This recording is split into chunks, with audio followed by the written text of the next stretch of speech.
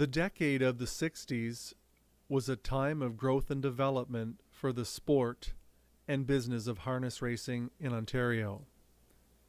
Rideau Carleton Raceway in the nation's capital was inspired and then developed by three men: a longtime horseman who trained and often drove his own horses, a politician, a lumberman, a businessman, and a World War II veteran James William Baskin, lawyer businessman Robert Faskin, and George Warren Armstrong. A plot of some 300 acres was secured on the northern outskirts of Ottawa in Gloucester Township area on Albion Road in an area locally known as Johnston's Corners. It was a spot known to be wet, designated for alcohol. Their presentation to the Securities Department in Ontario to secure financing was a masterpiece, incorporating every detail of building and operations and even including wagering breakage revenue. In early August, a brief ceremony was held to lay the cornerstone for the grandstand. Rideau Carleton was built in a stunning 7 months under the direction of architect and building director Darcy Helmer and Sullivan Construction Company from Arnprior at a cost of $2 million. The racetrack itself, Canada's first 5/8 mile oval, was flanked by 12 fireproof stables capable of housing 500 horses. The model for the design came from Scioto Downs in Columbus, Ohio, which was built in 1959. From a racing standpoint, the purses to be offered were considered generous based on the economic times. 70 days of racing were proposed with a minimum purse of $400. 14 early closing events, with 2 attracting top purses of $3,500.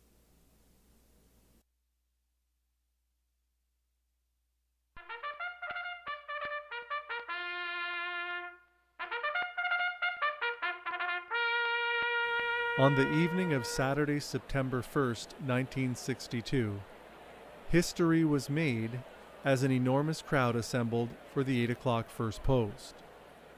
It was the dawning of a new era in Canadian harness racing, as racing under lights was now legal.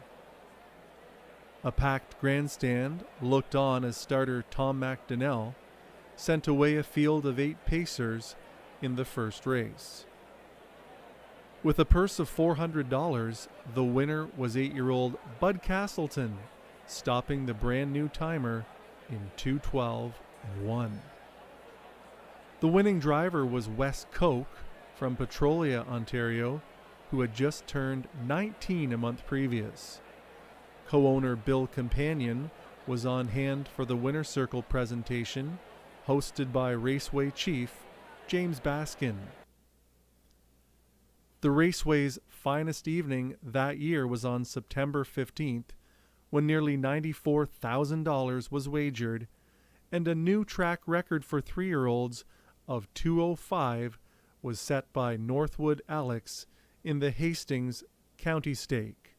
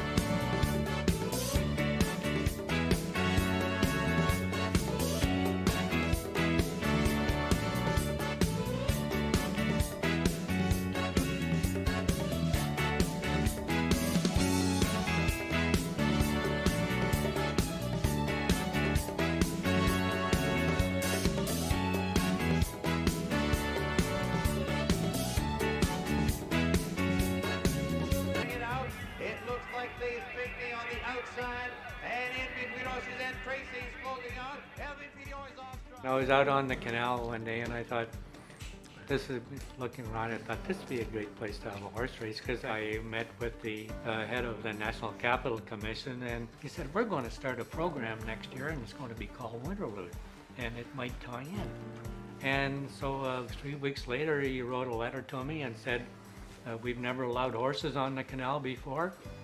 We'd like to have you participate in your program. And it took a year to put it together, and we did it. 40,000 people showed up in a driving snowstorm. It's always been referred to as an iconic day in the history of Canadian harness racing.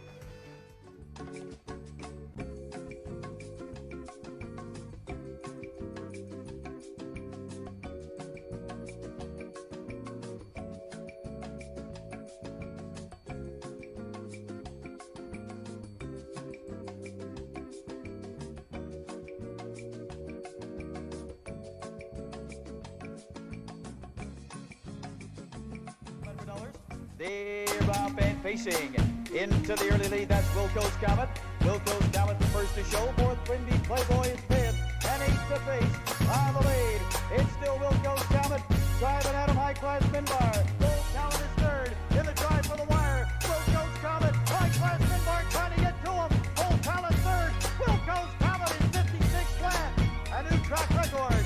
Say Supreme Jade at the rail. Supreme Jade on closing on the outside. Advance attack in the drive for the wire. Supreme Jade, perfect out, advance attack. The three of them take. At Rideau Carleton, full moon rising usually indicates something ominous, but not this night, as the 3-year-old pacing fillies division were each won by the favorites. Dallas Princess in 1:58-2 for Carmen High, charging up on the outside. And Misty Silver easily in 1:59-1 with Bud Fritz driving for Eugene Forbes. Off that final turn they come on the lead as they turn for home. That's Betrayal. Down the stretch they come. Betrayal has the lead right alongside Johnny A. Heritage in the drive for the wire. Betrayal, Johnny A. Heritage, illustrious big guy. Johnny A. and Betrayal. Johnny A. Heritage. Cam Feller raced here, who was, in my opinion, the greatest harness horse of all time. He raced here. He was win number 13 of 28 in a row. The biggest crowd ever in the history of Rideau, over 10,000 people, and bet 440,000 on track. Like there was, the place was unbelievable. And the food, the night, the ambiance, everything was fantastic. It was the best overall night ever, and of course Cam Fella won the race. They got to catch a pacing machine. Cam Fella at the rail. Supreme Jade on the outside. Cam Fella and Supreme Jade with perfect out. Cam Fella, Supreme Jade. Cam Fella in front.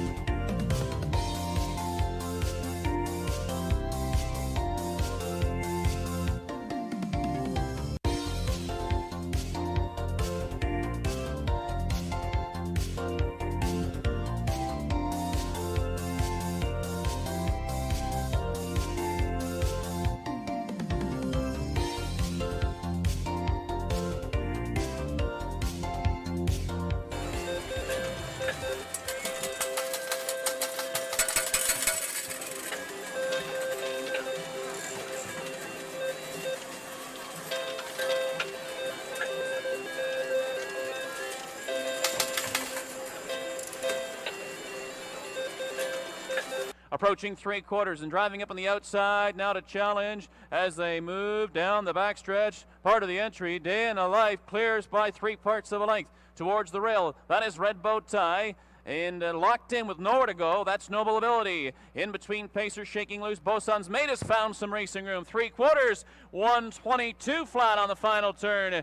Day in the Life is open to 2.5 lengths. Up in the far outside part of the entry, Bosun's mate trying to get there with him. Down on the inside, Red Bow Tie clinging third. Up the rail in fourth, Noble Ability, and they straighten out for home. Through the lane, Day and a Life opening up by 4. Bosun's mate far outside. Red Bow Tie's found a little bit more. The Catman sneaks through with Noble Ability. Here's the finish, here's the wire. Day and a Life, 1:49.4. Track record. Here they are. Carleton Raceway, it's his third winner of the night, but 1:49.4 is something that he'll remember for a long, long time with Day in a Life. And let's not forget to congratulate Mark Stacey. Mark Stacey is the one that broke and trained this colt, and he made his first steps here at Rideau Carleton Raceway. His first 2 lifetime races were here, and it's great to see him win the Des Smith. Chris Christoforou, winning driver. Let's have a round of applause for Chris. Brilliant drive, 1:49.4, world record on a 5/8 track.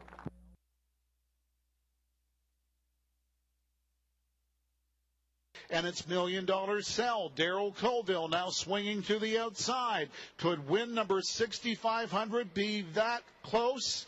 Here they are. It is Beastie Royal, $1 Million Cell, $1 Million Cell reaching up, 6,500 career wins for Colville. Shows the way. Pressured on the outside by Dalhousie Dave, and down at the rail, Legal Litigator. Second over on the cover for Alexi Matosi. Third over for Art Professor now is on the way for Jameson. Excess cover for Anderlecht now, who's on the move. A ground-saving trip for Lucky Man. It's back there to Gotcha Covered and trailing the field, straight shooting. But Liz again is opened up by about 2.5. 1:21 to the 3/4. Liz again, a 3-length lead. Closest one to him is Legal Litigator. Now coming up on the far outside, Art Professor is shaken loose for Jameson. There's less than 1/8 of a mile to go in the Des Smith. It is Liz again trying to hang on. Art Professor is putting on the pressure. They're down to the final strides in the Des. It's Liz again and Art Professor down to the wire. Liz again in a new Canadian record, 1:49.2.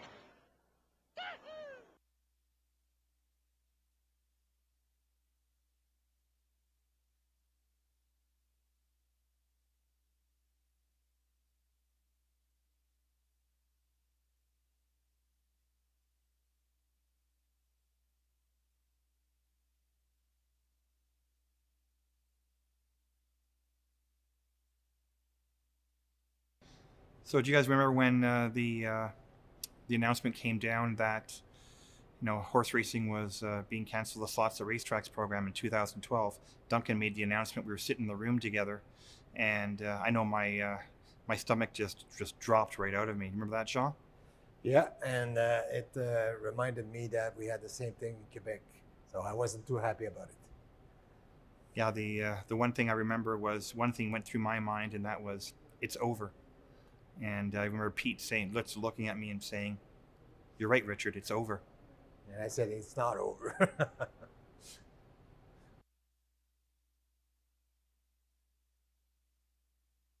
Andy's Unreal has been sent on a gate-to-wire mission on the outside. Hello everyone, my name is John McMillan. I'm taking a look at the second program of the year. But Onyx VA and Stéphane Brassot have the racetrack all to themselves. Everyone, I'm John McMillan, taking a look at how things went on last Sunday's program.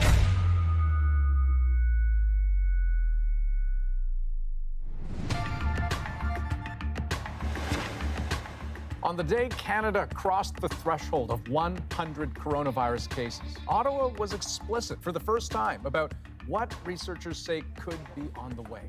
Are you planning the worst? Absolutely. Alarming levels of inaction. And so for the first time, these words from the WHO, the coronavirus is officially a pandemic. Julie, thank you. Also breaking tonight, the NBA suspending its season after a player on the Utah Jazz tests positive for the virus. Dallas Mavericks owner Mark Cuban reacting to the stunner along with the rest of the league and its fans tonight. The Utah-Oklahoma City game was postponed right before tip-off tonight after that player tested positive, sending a packed arena home. Pete, are we still racing? Dylan, we just got off the phone with Ontario Racing, and in line with the other racetracks across Ontario, we will be suspending our race program effective immediately. For how long? I don't know.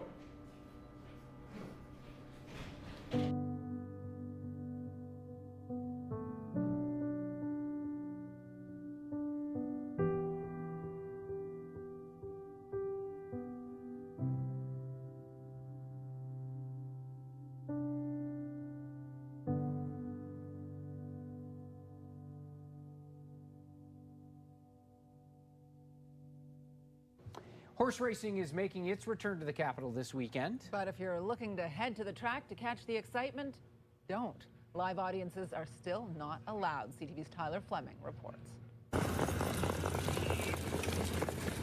The race is on.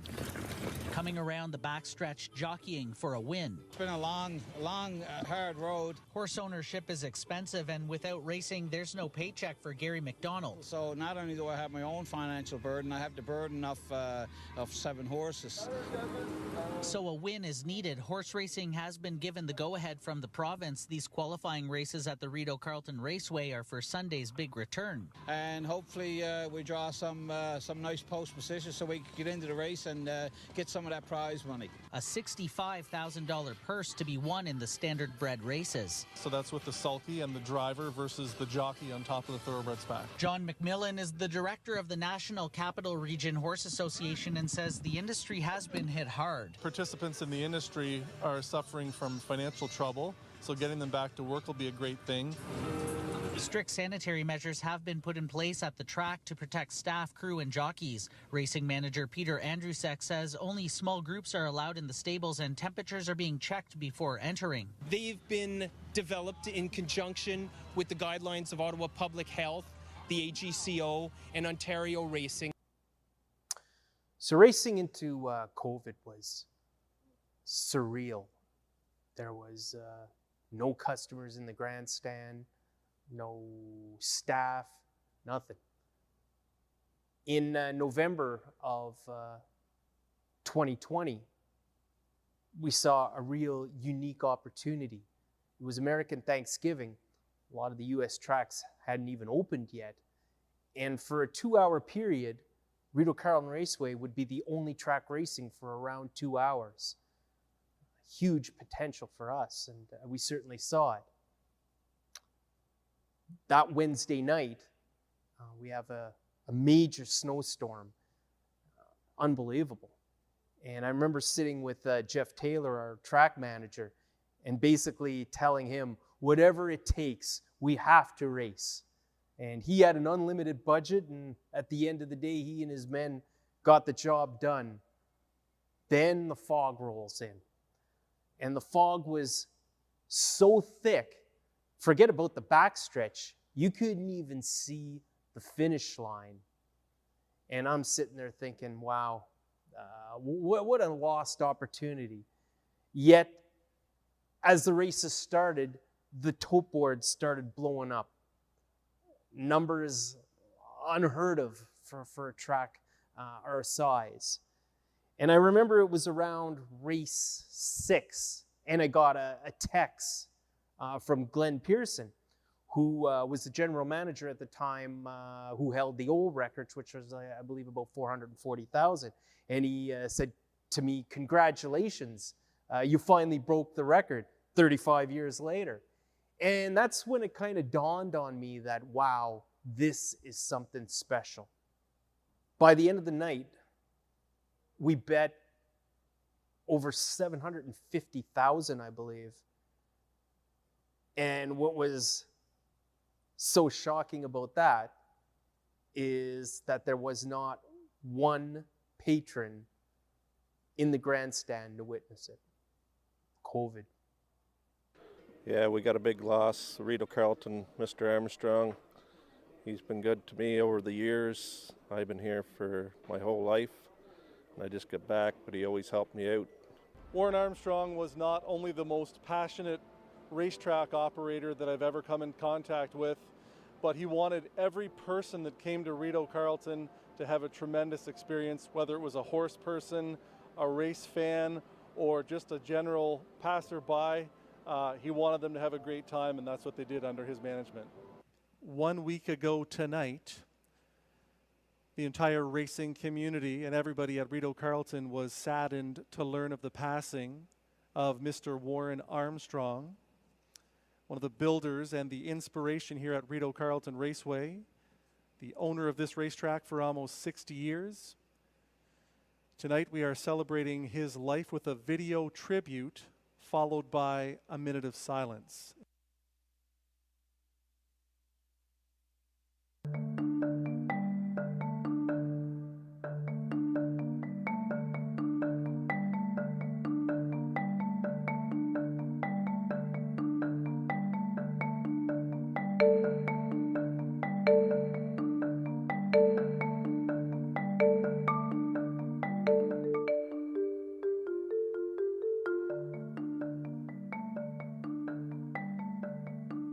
The fire services had to utilize a excavator there to actually bring down the roof, and that was necessary in order to put out the flames. Yeah. So, do you mind just like what's going through your mind at that time? Like, just you're seeing this, you're seeing the blaze. Well, I've been here for 30 years, and I mean, this industry has dealt with many crises, and I got to tell you, this is the most devastating.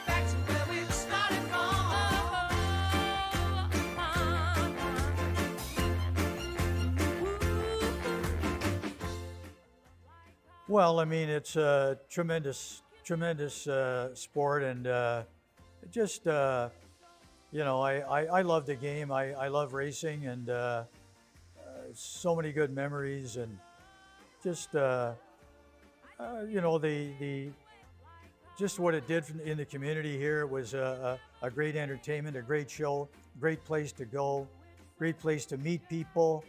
Harness horse people are some of the best people in the world, down to earth, salt of the earth people, fantastic people. And just, you know, the people, the camaraderie, those are the things that mean the most to me. People in harness racing are all salt of the earth, friendly, you know, and it was a great game, a great sport, and just a lot of fun to be around.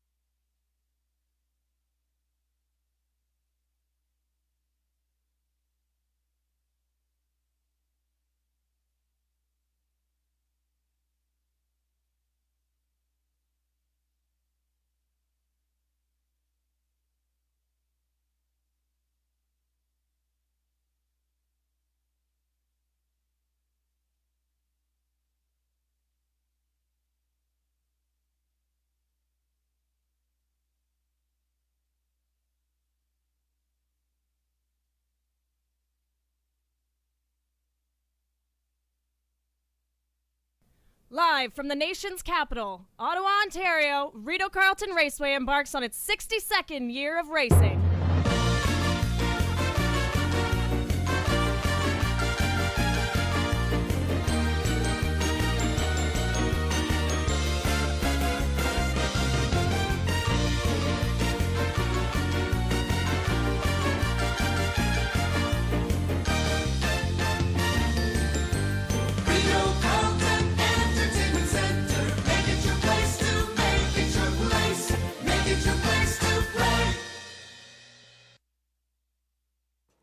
Hello, ladies and gentlemen, and welcome to Rideau Carleton Raceway on this beautiful Thursday afternoon of September 12th.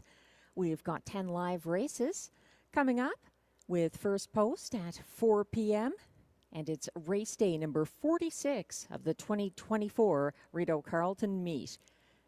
Importantly, it's also National Caretaker Appreciation Day here at Rideau Carleton. And we'll be saluting the caretakers or grooms, however you want to call them, who look after the race horses that we'll be seeing here on the track today and just in general.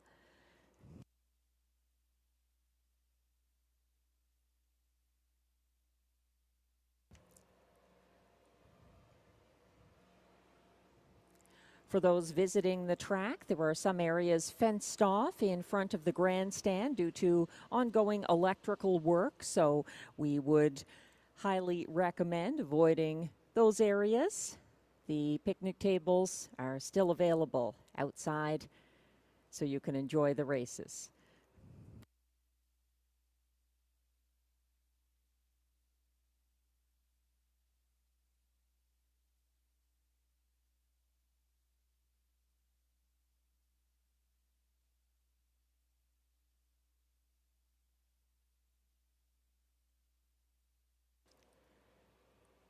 We're about 18 minutes away from post time for race 1. Just a few changes here on the card this afternoon.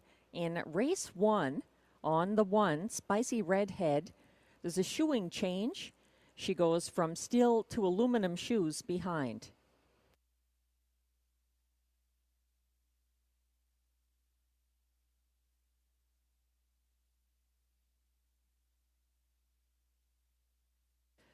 There are no changes in races 2 through 9.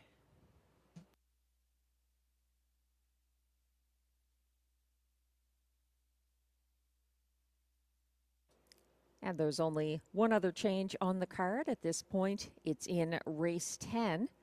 The 8 CrossFit is a judge's scratch. Scratch the 8 CrossFit in race 10. No other changes for this 10 race Thursday afternoon card, available at simulcast outlets across North America. Thanks to everyone joining us online, in person, or at the OTB.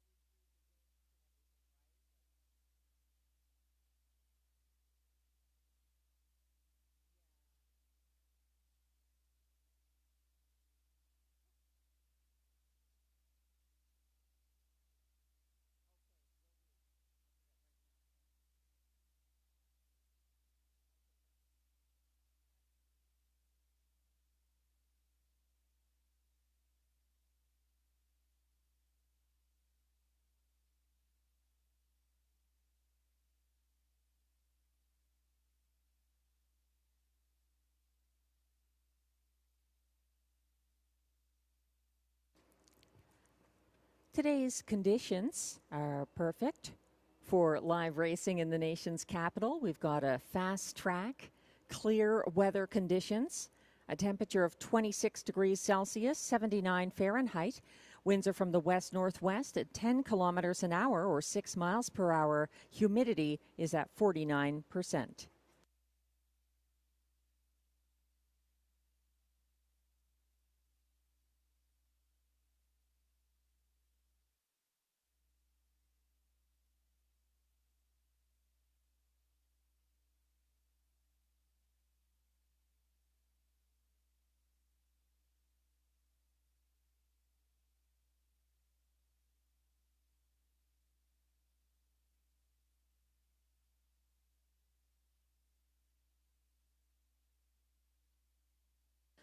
We're about 14 minutes away from post time for Rideau Carleton Race 1.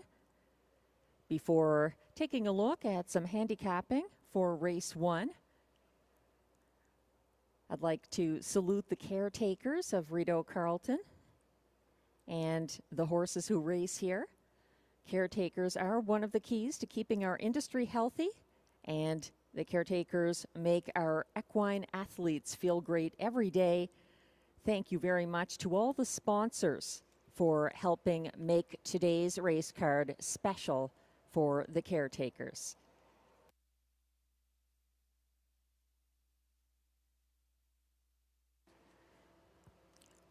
Race 1 coming up has exactor, triactor, superfecta, and early daily double wagering. I side with the betting public. I like the 1 here as well. Spicy Redhead is currently the 3-5 betting favorite.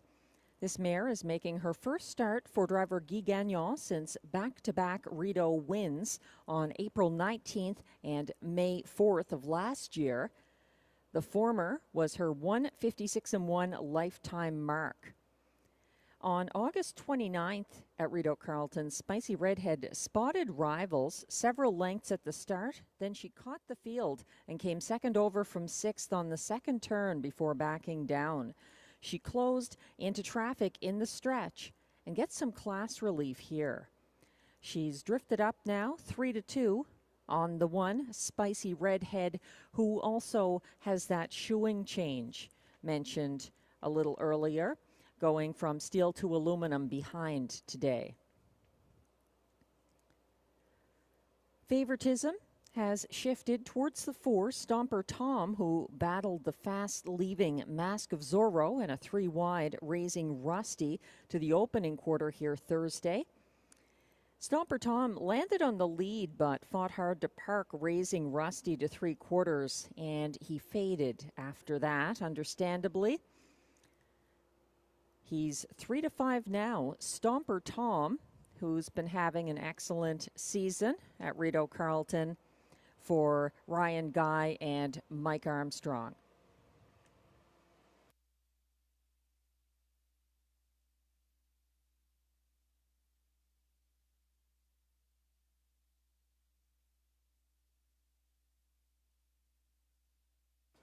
Another getting some attention here, 2-1 at the moment from post 2, is the Magic of Life, who was a winner on September 14th, 2023, here at Rideau Carleton for Robbie Robinson on the class drop from Mohawk.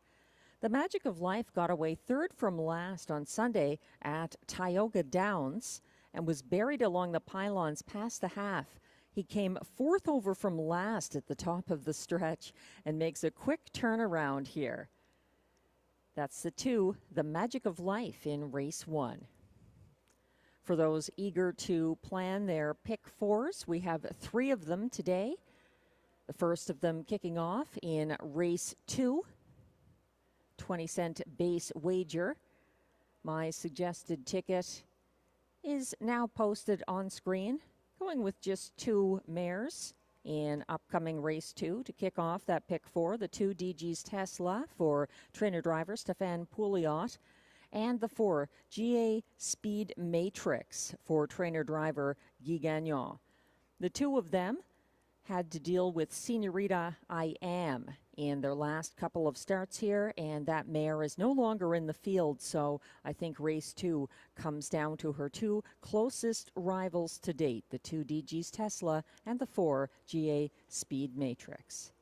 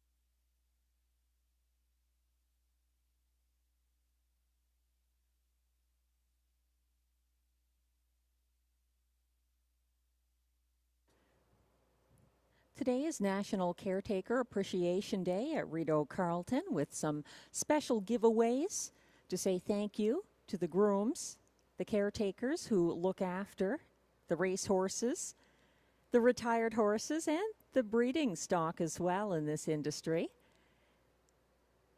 All the caretakers today getting some special gifts, courtesy of various donors, and we appreciate the generosity giving back to those who give their best to the horses in their care.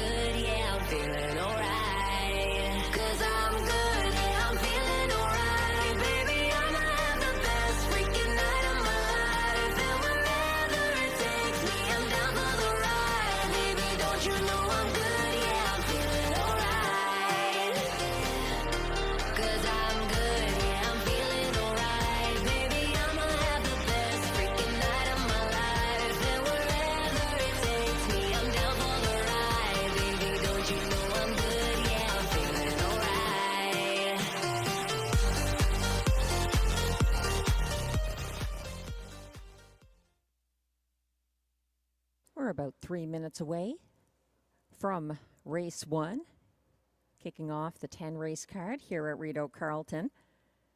And the board has shifted a little bit, but the betting public still leaning towards the 4, Stomper Tom, the 3-2 favorite here for Mike Armstrong and Ryan Guy. He's coming in off a tough trip, September 5th. He was battling some horses known for their time in preferred company, such as Raising Rusty, and ended up quite tired at the end of that mile after extended battles to the quarter and then further on to 3/4. It was a 3-high battle early for Stomper Tom, the 3-year-old. So he's popular here, facing arguably a bit of class relief.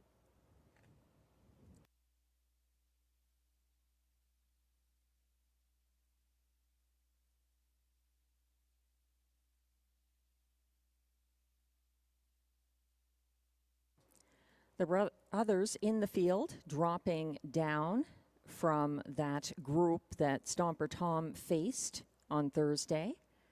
One of them is the 3, Tattoo Man, who also picks up driver Marie-Claude Auger here for trainer Andre Lachance. Just one win this season, but he closed for 4th in that mile where Stomper Tom did much of the work to cut the fractions.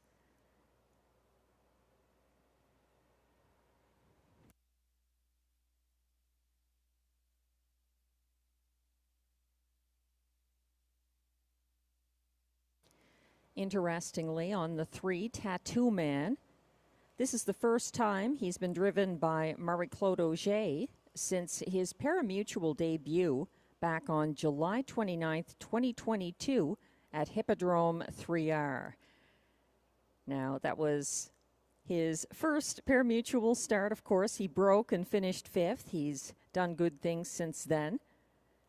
And last Thursday, he retreated to last off the gate before getting caught inside at the half and then gaining ground up the pylons on the backstretch. He was weaving through stretch traffic late for driver Pierre Beauvais.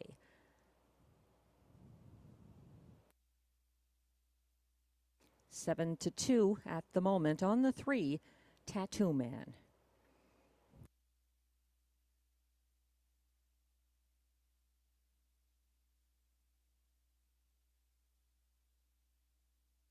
As part of today's National Caretaker Appreciation Day, I will be reading the caretaker names associated with each of the horses racing today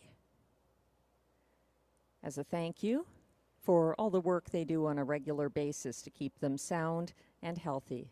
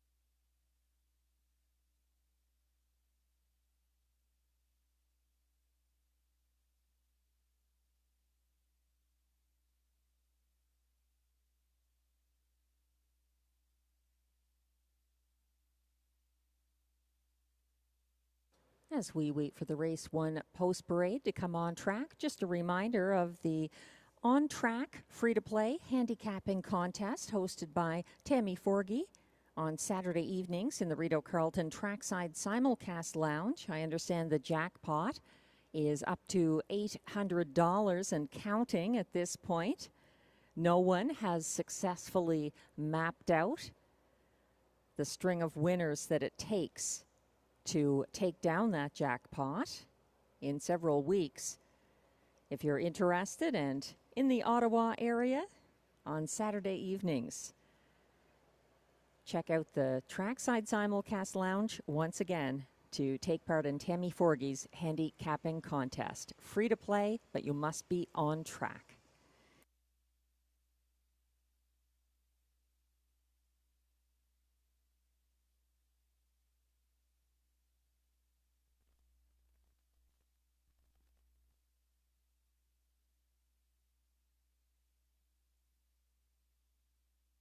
A thank you to Julie Ferguson and Kim Bonas for helping get the names of all the caretakers for me, and I hope I do them justice today and get everyone's name pronounced correctly. Post parade should be coming on track momentarily for Race 1.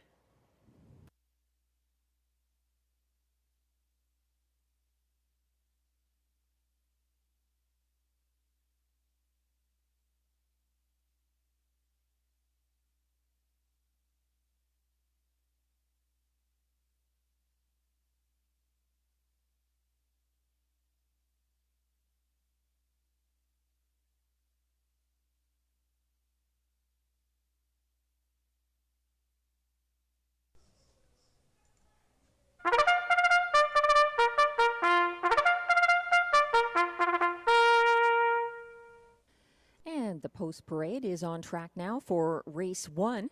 These trotters are non-winners of $30,000 lifetime, also eligible non-winners of $1,500 in their last 5 starts. Allowances for fillies and mares. They're racing for a purse of $6,800.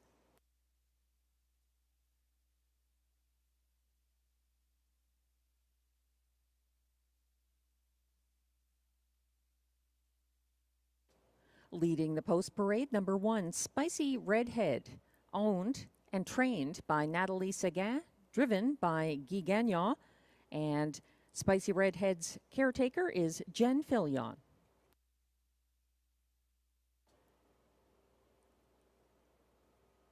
Two is The Magic of Life, owned, trained, and driven by Robbie Robinson.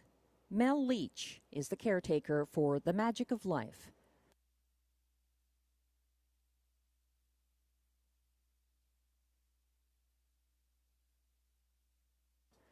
3 is Tattoo Man. He's owned by Daniel Saint-Jacques, trained by André Lachance, driven by Marie-Claude Auger, and his caretaker is Sylvie Lamarche.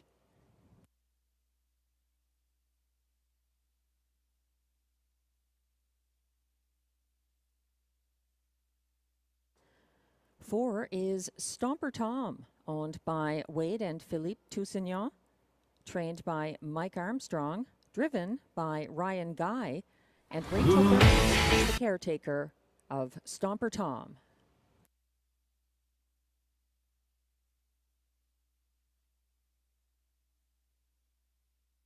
Completing this field from post 5, it's Coltrane DeVee, owned by Julie Ferguson with Lloyd Stone, Sean Vino, and Coral Bailey, trained by Ted McDonald, driven by Jimmy Gagnon, and the caretaker for Coltrane DeVee is Emily Vino.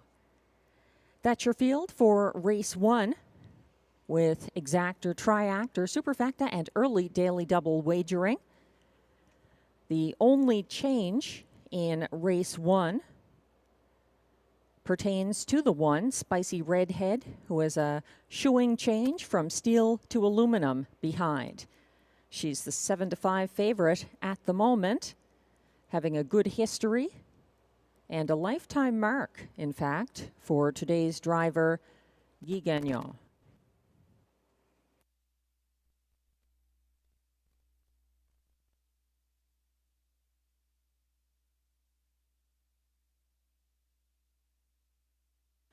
For those playing the early double, there were no changes in race 2.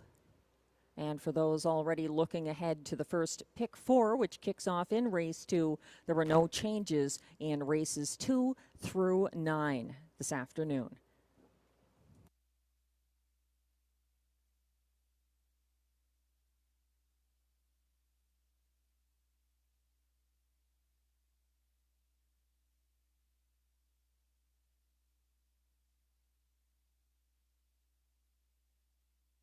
It's a competitive field of trotters in race 1, a number of them having put in very good performances lately and having some traffic troubles or just getting involved in speed duels.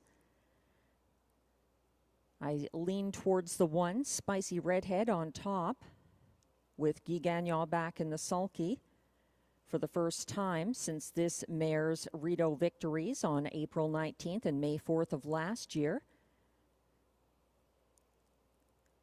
She gets some class relief here, as do a number of others. Spicy Redhead impressively spotted rivals several lengths at the start here, August 29th, but caught the field and actually came second over from 6th on the second turn before backing down and then launching another move into stretch traffic. She's 8-5 at the moment. That's the 1, Spicy Redhead, the current favorite. And the 2, Magic of Life, the Magic of Life, I should say, coming back from Tioga Downs.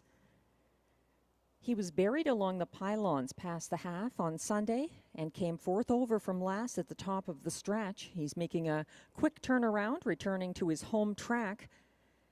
And he was a Rideau Carleton winner on September 14th, 2023 for Robbie Robinson. That's 2, the Magic of Life.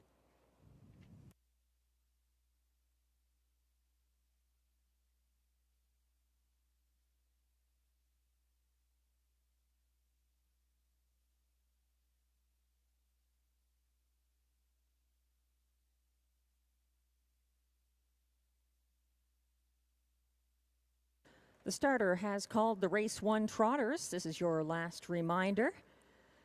If you'd like to play the early daily double or any other wagers here on race 1.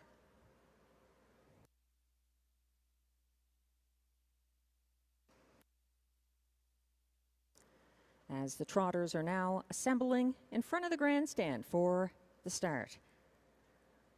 1 is Spicy Redhead for Guy Gagnon. 2, The Magic of Life, Robbie Robinson.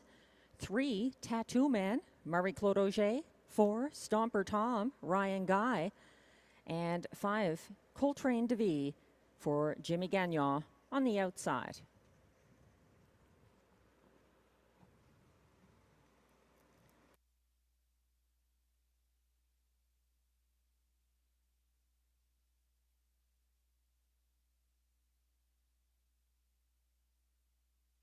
The trotters are on the turn with the Magic of Life a couple of lengths behind the others as they head on to the backstretch.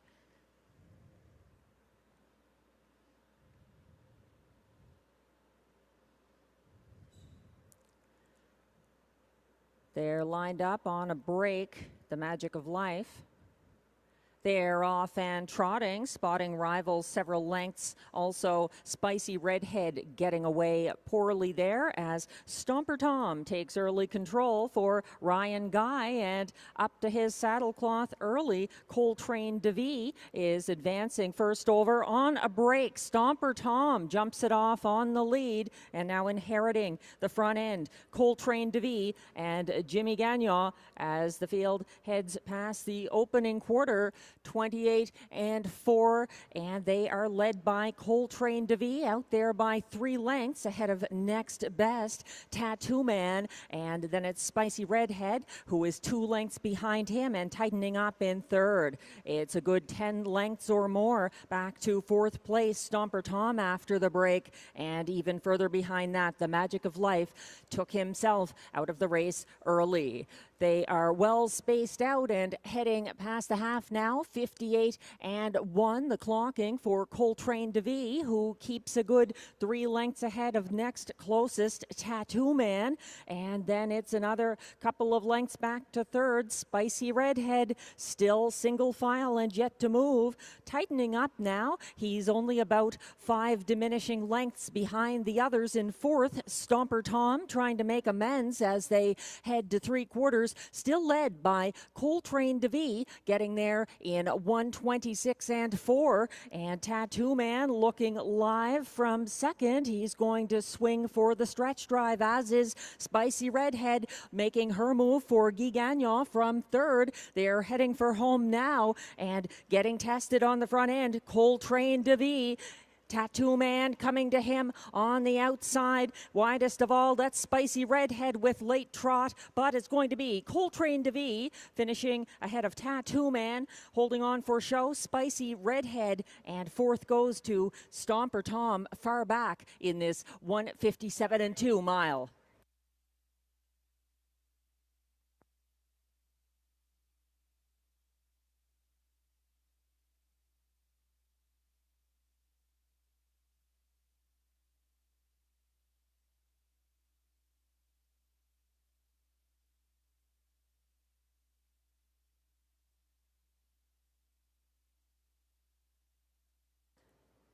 The AGCO judges have informed me that there is an inquiry on the break by 4, Stomper Tom.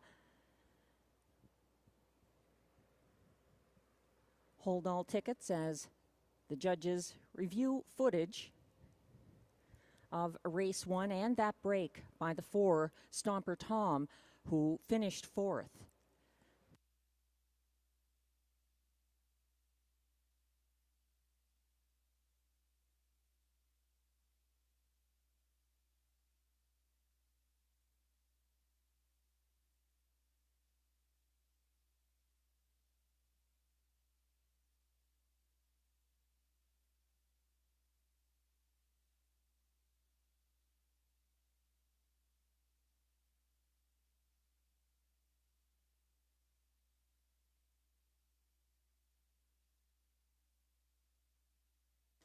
Unofficial race 1 results are now posted.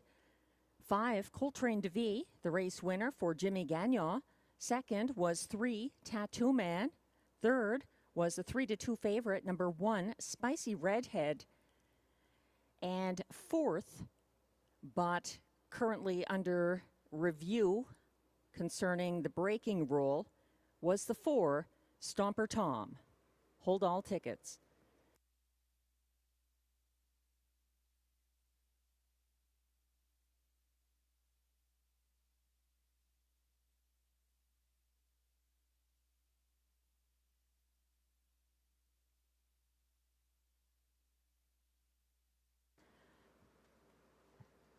Now coming back to the Rideau Carleton winner's circle, unofficial race 1 winner, number 5, Coltrane DeVee. A 4-year-old bay gelding by Cadabra out of Jezebel DeVee. owned by Julia Ferguson, Lloyd Stone, Sean Vino, and Coral Bailey of Ontario. Coltrane de Vie was bred by Joie de Vie Farm, LLC of New Jersey. He is trained by Ted McDonald and driven to his second win this year by Jimmy Gagnon. And it's Caretaker Appreciation Day, so let's not forget Caretaker. Emily Vino helping get Coltrane de Vie to the winner's circle. Congratulations, Coltrane de Vie and Connections.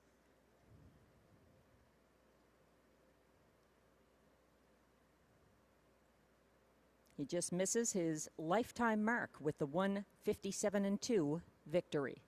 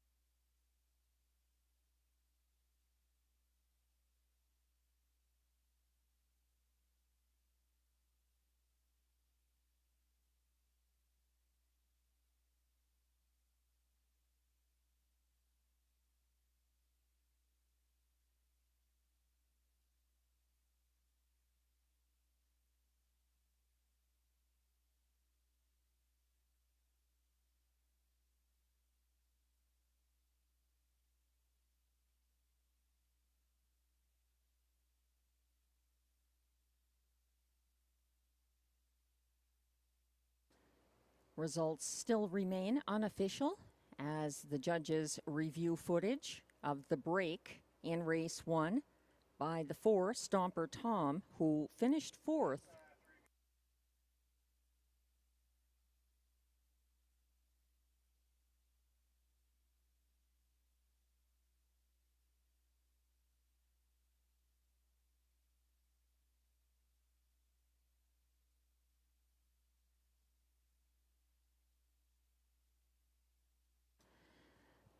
I've just been informed by the AGCO judges that because the 4 Stomper Tom was continuously off stride for more than 25 strides, he finished 4th and will be placed 5th for violation of the braking rule. The new order of finish moves the 2, the Magic of Life, who finished 5th, up into 4th. The new order of finish is 5, 3, 1, 2, 4.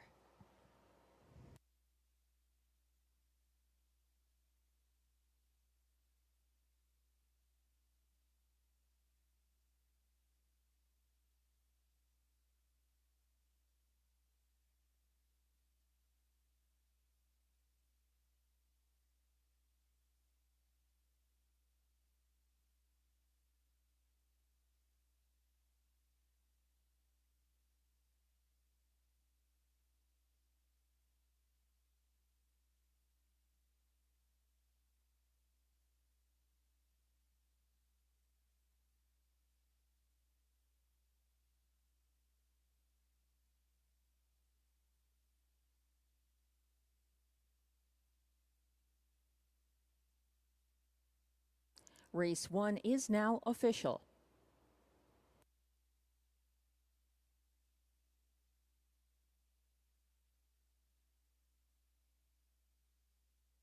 Prices are posted for race 1. 5 Coltrane de Vie returns $9.30 to win. The $2 exactor 5-3 combination pays $37.30. The $1 triactor 5-3-1 returns $39.70, and the $1 superfecta 5-3-1-2 pays $174.70.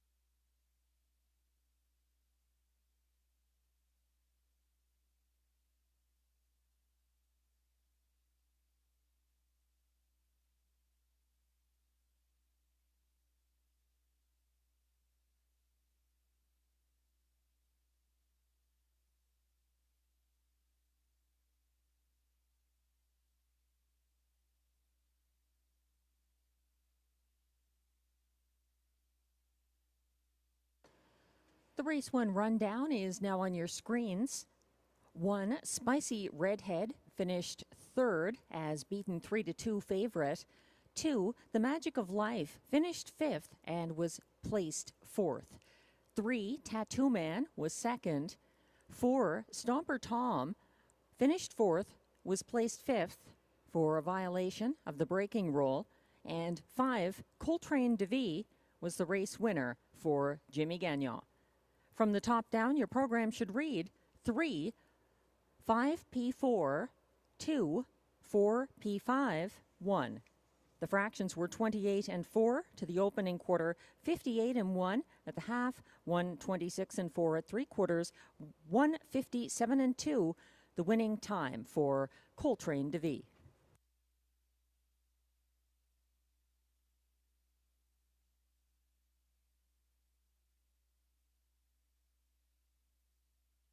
Race 2 is coming up next with Exactor, Triactor, Superfecta, and early Pick 4 wagering.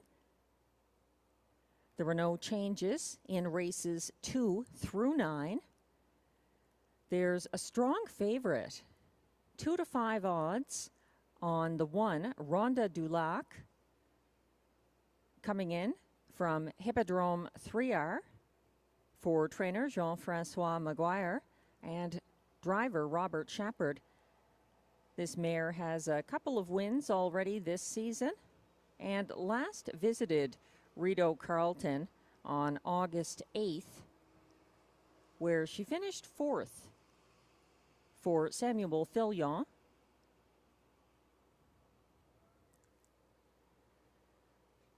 She's getting some class relief as well as post relief after racing Sunday on the stakes card at Hippodrome 3R. Louis-Philippe Bois driving this mare to a fourth place finish behind one more bet on Sunday. It was an overland trip, and she's getting a lot of support today, 1-2 on the 1, Ronda du Lac.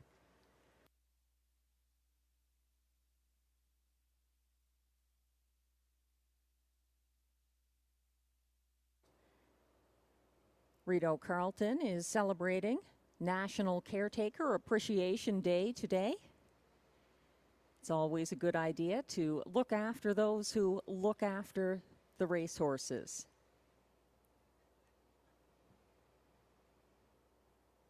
Some giveaways and special thanks to all the caretakers working today, paddocking the horses and getting them ready here at Rideau Carleton. Thank you for everything you do.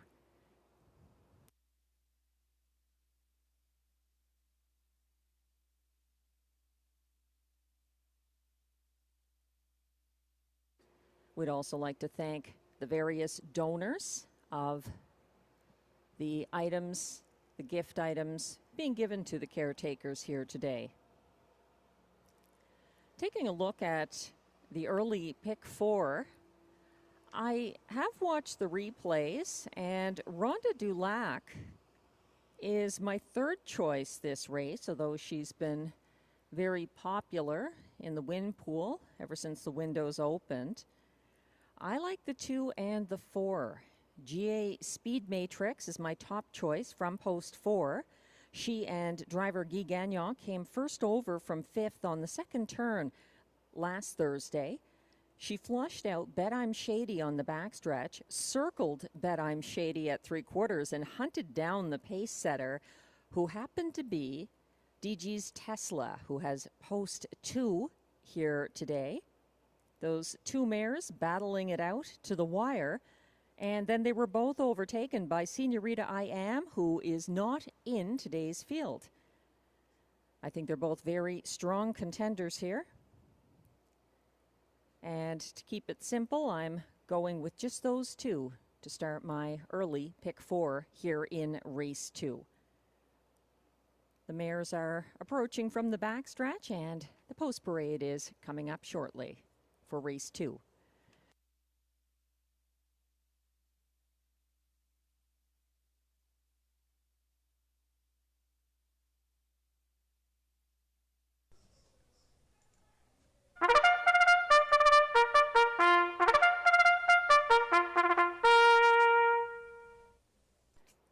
The race 2 Pacers are coming on track now for the post parade. They are fillies and mares, non-winners of $20,000 lifetime, with non-winners of a race this year allowed $3,000. Also eligible $20,000 claimers who are non-winners of $35,000 lifetime. They race for a purse of $6,200.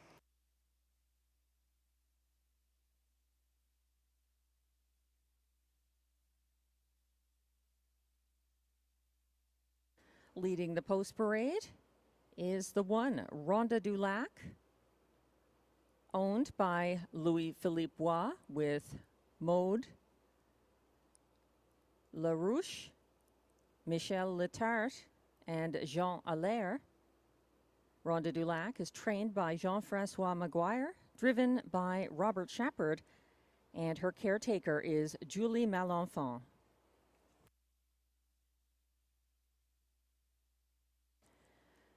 Two is DG's Tesla, owned by Daniel Soupranant with Guylain Fortin and Imagine Stable. She's trained and driven by Stéphane Pouliot. And the caretaker for DG's Tesla is Sébastien Blais.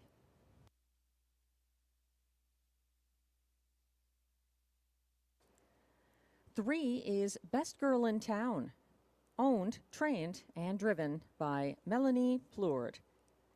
The caretaker for Best Girl in Town is Katja Leclerc.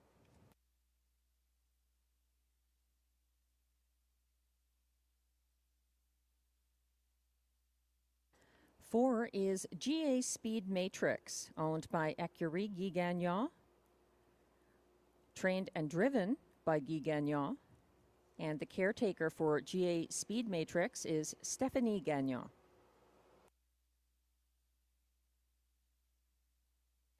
Five is Red Carpet Ready, owned and trained by Jeffrey Davidson. Jacques Baudouin is in the bike, and the caretaker for Red Carpet Ready is her owner-trainer, Jeff Davidson.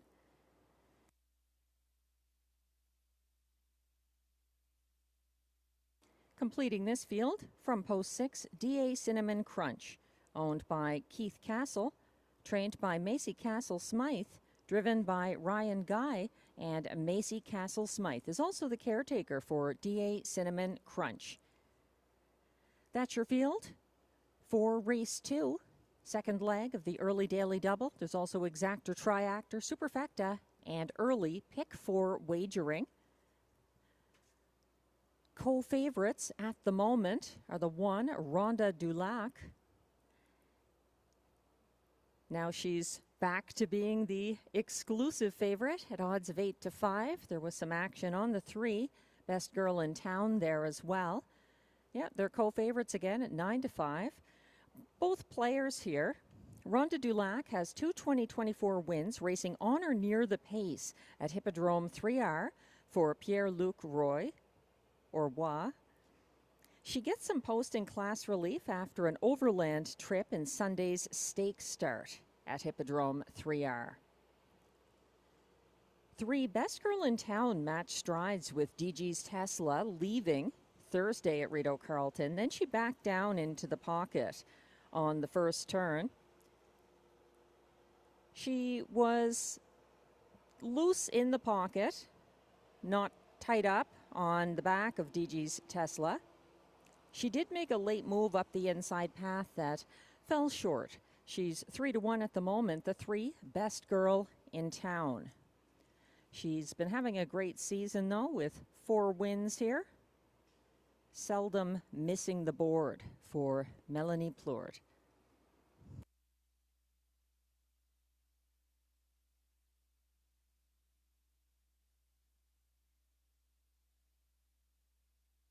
My top choices here, once again, the 4, GA Speed Matrix, and the 2, DG's Tesla, who both benefit from the absence of Senorita I Am, who hunted them down to the wire in both recent starts. September 5th and August 29th at Rideau Carleton. So consider it addition by subtraction. I think one of them is likely to get the win here with no Senorita I Am in this field. Keeping it simple in the early pick 4, I'm also just using a couple of horses in the second leg coming up in race 3. The 2 Moonwalker coming in off a troubled trip and retaining driver Ryan Guy. And his next best competition, I think, could be the 4 Beach Roller, adding Marie-Claude Auger. Gets a little more complex in races 4 and 5, using a few more horses in those third and fourth legs of the early pick 4, which kicks off here in race 2.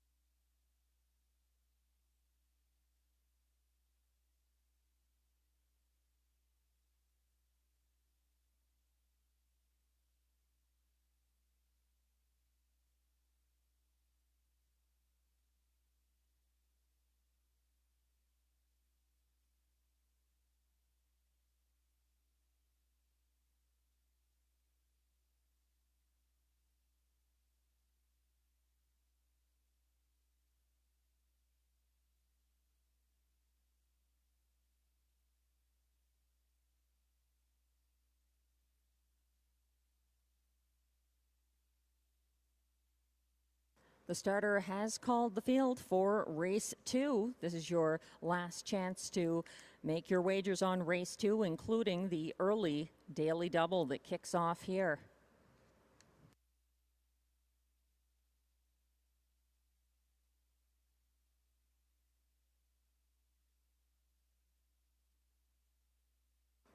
The Pacers are lining up in front of the grandstand.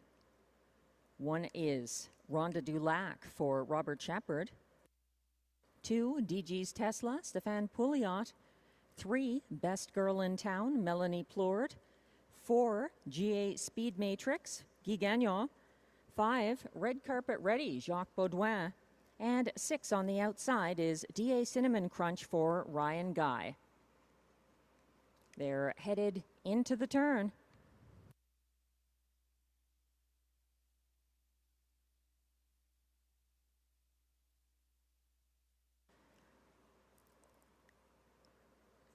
The field is entering the backstretch for the start of race 2 and the early pick 4 at Rideau Carleton. They're off and pacing, leaving like a team. Rhonda Dulac and DG's Tesla from the inside 2 posts. Also coming at them early, GA Speed Matrix is 3 wide for Guy Gagnon, and those 3 are slugging it out on the first turn. It's about 4 lengths back to 4th. That's where you'll find Best Girl in Town, and the last 2 are Red Carpet Ready and DA Cinnamon Crunch. They're trying to settle things on the front end. It's a brisk enough opening fraction of 27 and 1, and cruising along, making front now is GA Speed Matrix for Guy Gagnon. All over the helmet from the pocket, that is Rhonda Dulac in second. Then it's about a length and a half back to third for DG's Tesla. Tightening up, just about a length and a half behind her in fourth now, Best Girl in Town. And at the back of the field, it's still Red Carpet Ready and trailing DA Cinnamon Crunch. They went past the half in 57 flat, still led by GA Speed Matrix, with the pocket occupied by an eager Rhonda Dulac. From third, that's DG's Tesla, who now makes the move first over out of third.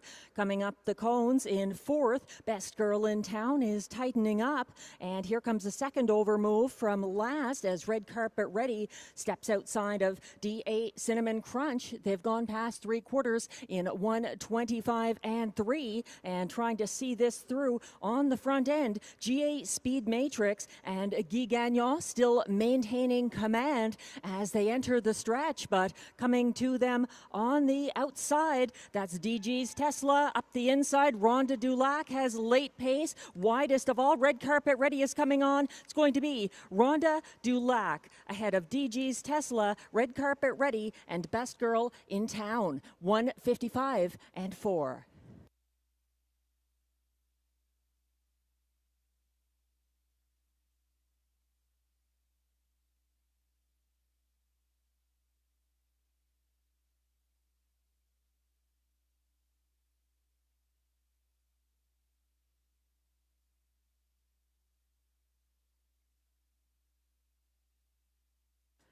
Unofficial results are now posted.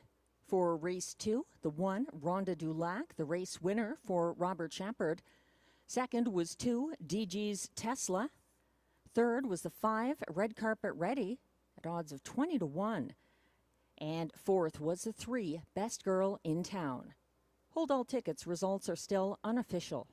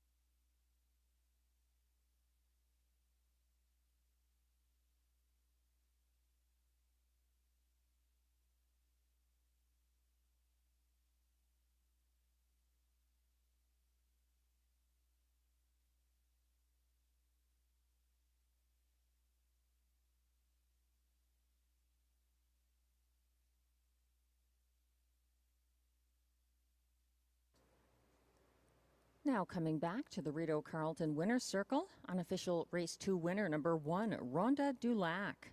She's a 3-year-old bay filly by Shadow Play out of Signet, owned by Louis-Philippe Bois of Ontario, with Maude Larouche, Michel Letarte, and Jean Allaire of Quebec. Rhonda Dulac was bred by Louis-Philippe Bois, trained by Jean-Francois Maguire, and driven to victory and a new lifetime mark of 155 and 4 by Robert Shepard. Results are now official, and we're saluting the caretakers as well. Julie Malenfant, the caretaker for Rhonda Dulac. Congratulations.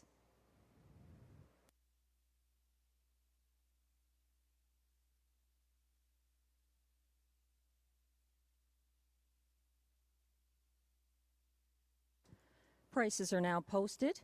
For race 2, the 1, Rhonda Dulac, pays $4.60 to win. The $2 exactor, 1-2, pays $18.90.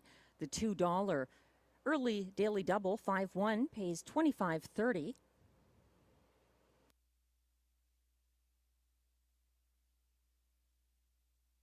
The $1 triactor 1-2-5 combination pays $33.15, and it's $144.35 for the $1 superfecta 1-2-5-3.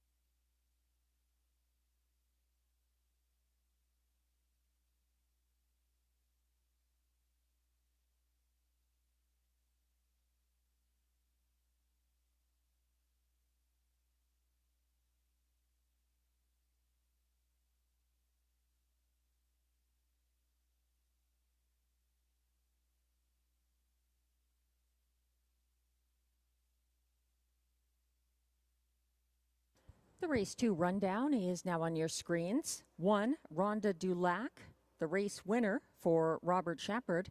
2, DG's Tesla was second. 3, Best Girl in Town was fourth. 4, GA Speed Matrix finished sixth as beaten 4-5 favorite. 5, Red Carpet Ready closed for show. And 6, DA Cinnamon Crunch finished fifth. From the top down, your program should read 1, 2, 4, 6, 3, 5. The fractions were 27 and 1 to the quarter, 57 flat at the half, 125 and 3 at 3/4, and 155 and 4, the winning mile, and a new lifetime mark for Rhonda Dulac.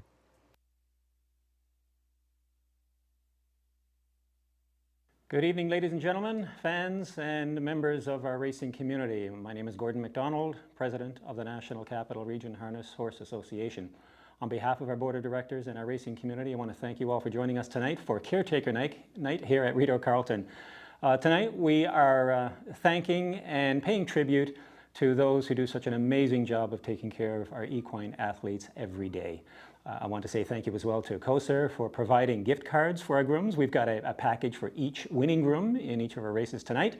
And I want to say thank you especially to our racing community as well.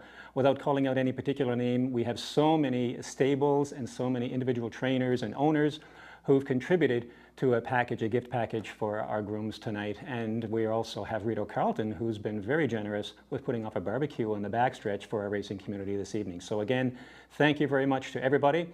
I want to say as well, thank you to Michelle Jerome and to Julie Ferguson. You've done such an amazing job of pulling off all of the details associated with putting tonight together. Great job, both of you. As well to Tammy Forgy. Tammy, amazing work in pulling together contributions for tonight as well. So wishing everybody well on tonight's card. Good luck to all of the grooms, and we'll see you on the backstretch.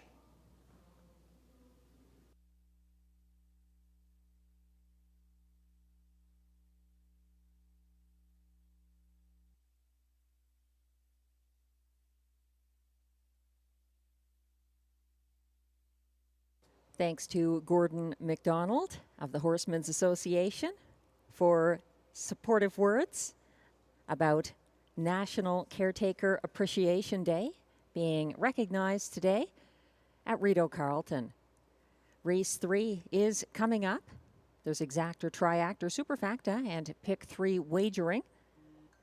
No changes in race 3. In fact, no changes in any of the upcoming races 3 through 9. And for those just joining us, in race 10 there is 1 scratch. The 8 CrossFit, a judge's scratch in race 10. No other changes.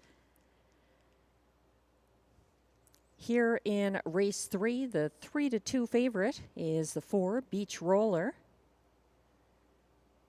A beaten favorite in his September 1st start at Rideau Carleton. On the driver change from Ryan Guy, Beach Roller had that impressive 3-race win streak back in August for driver Ryan Guy, who happens to be driving the 2 here, Moonwalker, who is my spot play selection. The Mike Armstrong trainee had a troubled trip on September 1st. And I think he can only improve here. He is my spot play selection. He was very impressive for Ryan Guy, August 2nd at Kawartha Downs. That's when Moonwalker took the early lead and won by an expanding 7 lengths in 153 flat. Kawartha being a 5/8 mile track as well. I think that bodes well for an upcoming race at Rideau Carleton. Unfortunately for Moonwalker and Ryan Guy, that wasn't September 1st. That was a very adventurous trip.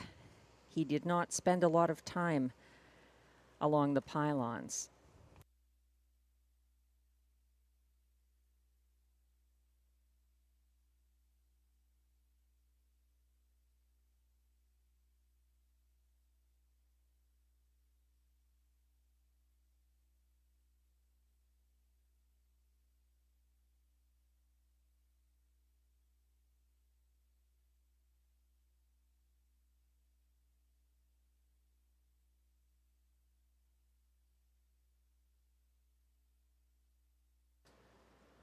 The Pacers are approaching the track from the backstretch for the Race 3 Post Parade.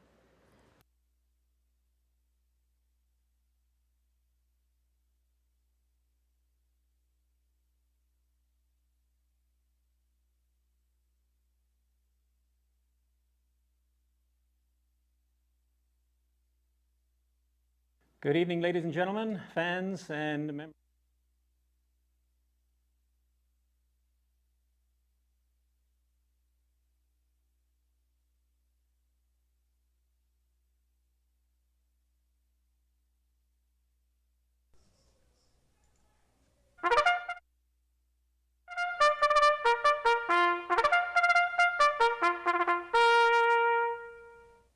And the Post Parade is now on track for Race 3.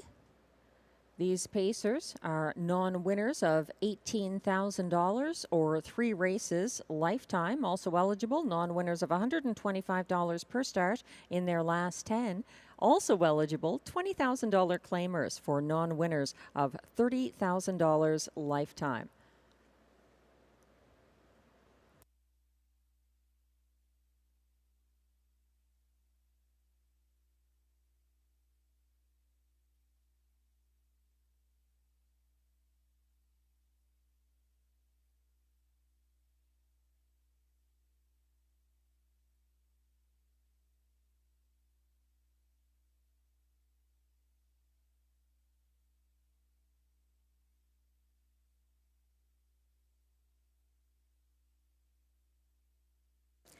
Leading the Post Parade, Geisha's Treasure, owned by trainer Vic Putty with Limco Incorporated. Jimmy Gagnon is in the sulky, and the caretaker is Samantha Healy.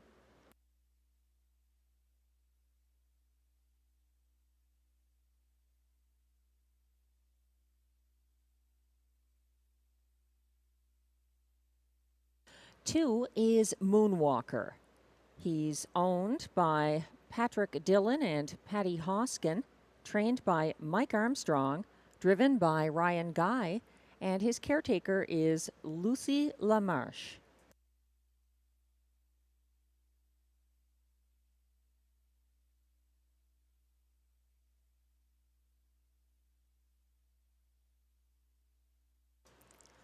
The 3 is Bad Apple, owned by Leah Rose Laverne, trained by Benoit Hebert, driven by Pascal Berube, and the caretaker is Claire Dumouchel.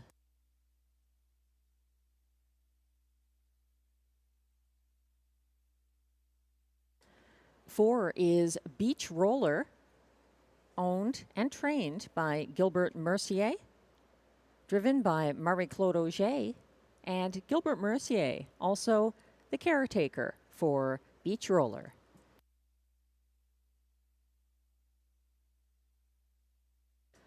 Five is Shadow Dave, owned by Anne Lemarand, trained and driven by Mike Healy. Anne Lemarand is also the caretaker for Shadow Dave.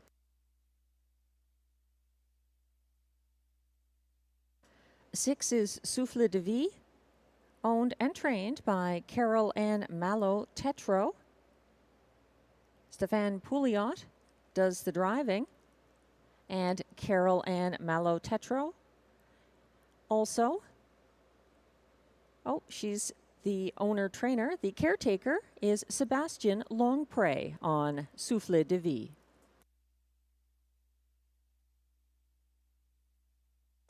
And completing this field from post 7, Conquest Sealster, owned by Kathleen Pelletier, trained and driven by Guy Gagnon, and the caretaker is Jonathan McLeod. That's your field for race 3.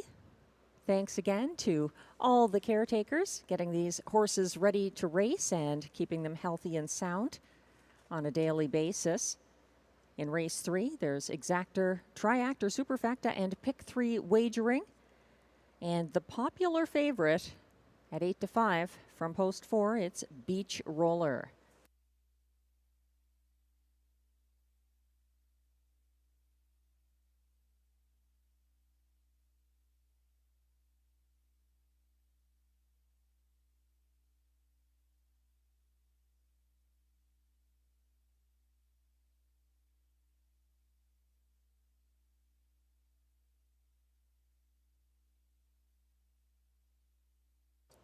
We're taking a look at the current 3-2 favorite, Beach Roller.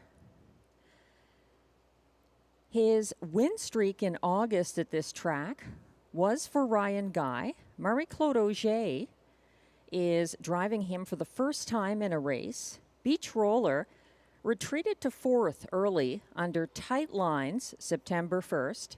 He came second over from 4th on the backstretch behind a tiring Moonwalker and then got caught inside of the 3-wide Lisbon Sealster. He swung 4 wide from the back of the field at the top of the stretch and was flying late. He closed in the field's co-fastest last quarter of 29-4 and was a beaten 1-5 favorite that race.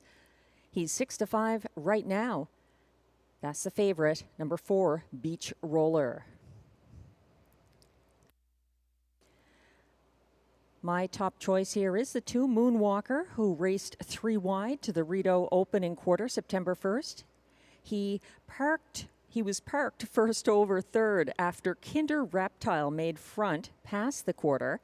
And Moonwalker finally moonwalked at 3/4, going in reverse after a parked out trip. He's getting post relief here and does look like Ryan Guy's possible choice over Beach Roller.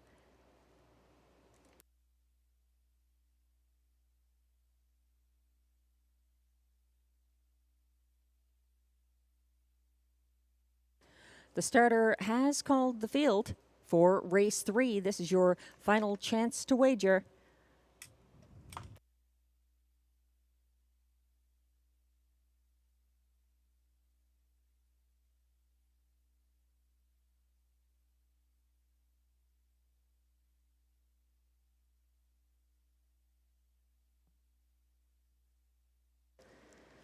The Pacers are lining up in front of the Rideau grandstand for race 3.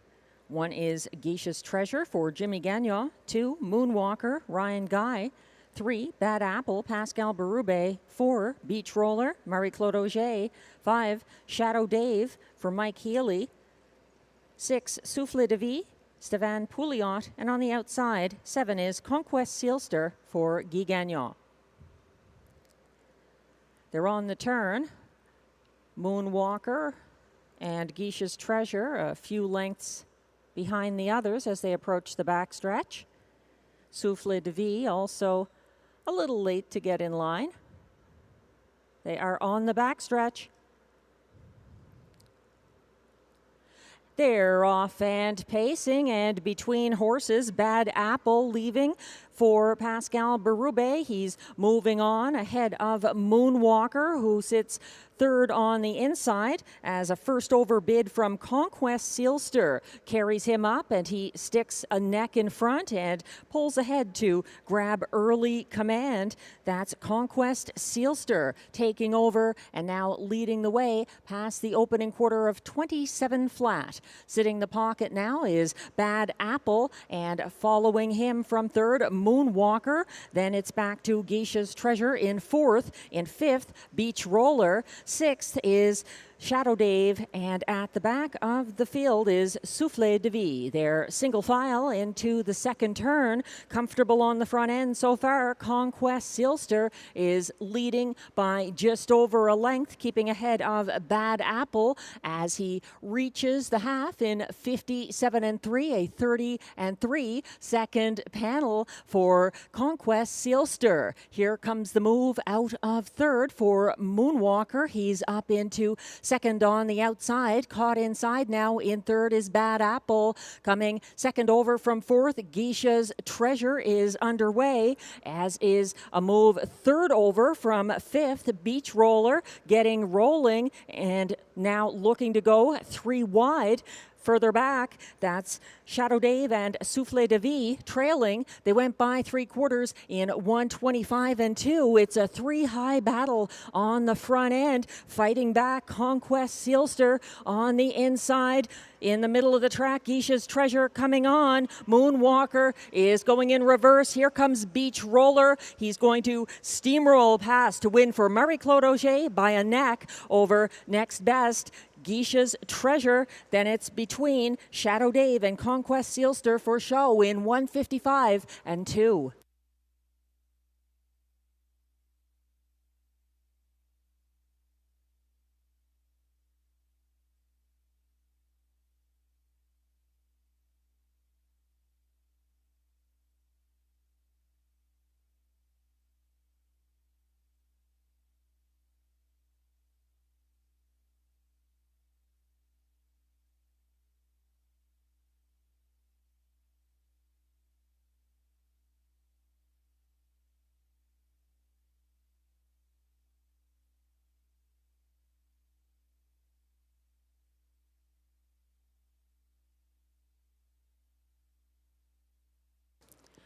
Unofficial results are now posted for race 3. 4, Beach Roller gets the win for Marie-Claude Auger. Second, 1, Geisha's Treasure. Third was the 7, Conquest Sealster, who closed as the even money favorite. And getting up for fourth was 5, Shadow Dave. Results are still unofficial. Hold all tickets.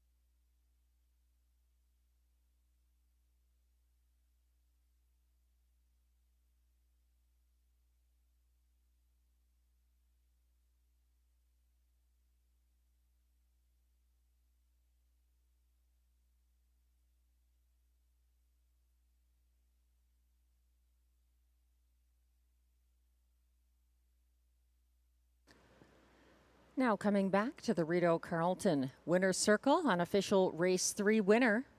It's the 4, Beach Roller, a 4-year-old bay gelding by Sunshine Beach out of Rollin' Back to Me. Owned, trained, and cared for by Gilbert Mercier. Beach Roller was bred by Blue Chip Bloodstock Incorporated of Wallkill, New York. Driven to his 6th seasonal victory. This time, winning his debut for Marie-Claude Auger in 155 and 2.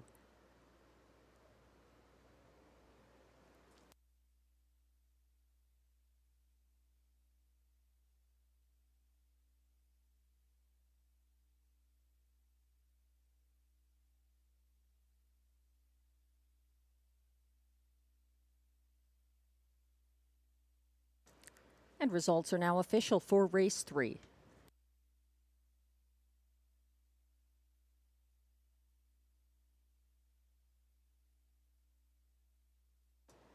For Beach Roller pays $5.40 to win. The $2 exactor 4-1 combination returns $19.60. The $1 triactor 417 pays $29.35. The $1 superfecta 4175 pays $125.55.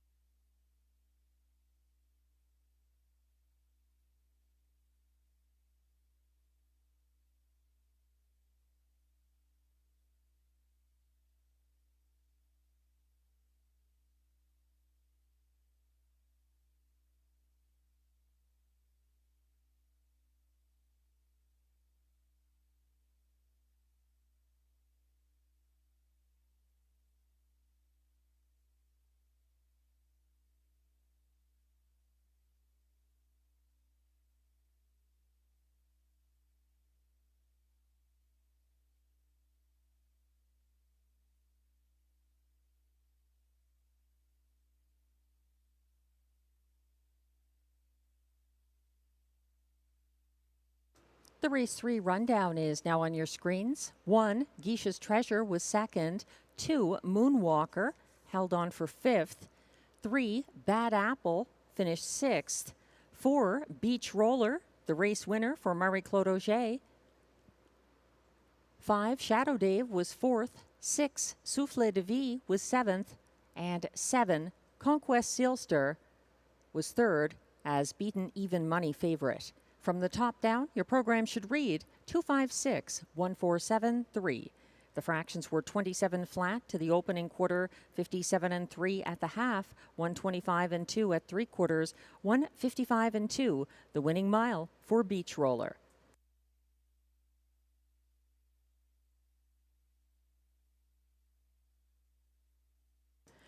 Race 4 is coming up next on this perfect late afternoon, early evening for harness racing in the nation's capital. There were no changes in race 4, which features exactor, triactor, superfecta, and middle pick 4 wagering. There is a change, however, in race 5. There is a judge's scratch of the 3 in race 5, Keystone Prestige. A judge's scratch in race 5.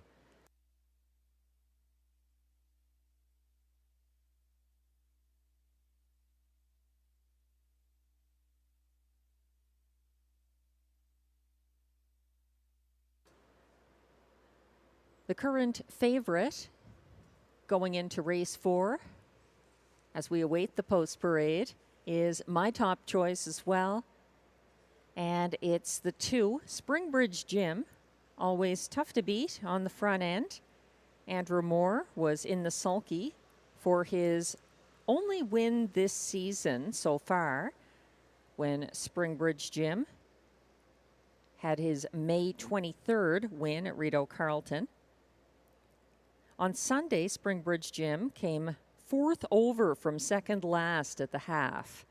He was briefly 3 wide to follow Jaden's Magic Steel on the final turn and was not able to get a win on that occasion. Unfortunately, he was dropping back late after that adventurous trip.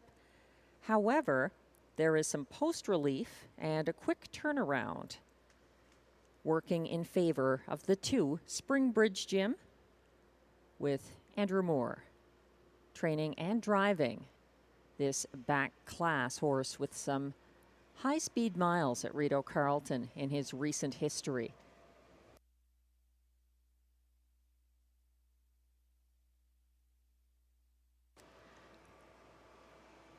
Another I would personally take a close look at from post 3, the Colt. He and driver Jimmy Gagnon left aggressively from the rail here on Sunday.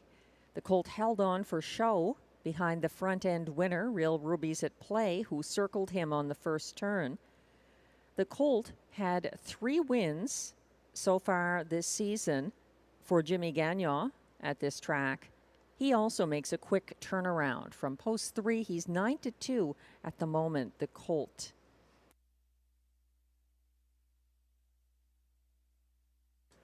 Also getting some attention from post 6, that's Stardog, getting significant post and class relief. His most recent win here was last November 19th for Ryan Guy at an even lower classification. He trailed throughout his most recent mile on Thursday and had a mild late bid in the stretch. That's the 6, Stardog.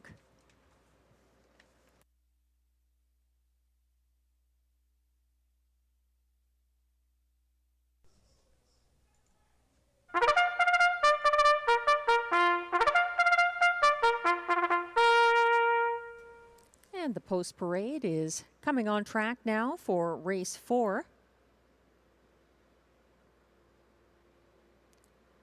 These pacers are non-winners of $700 per start in their last 10.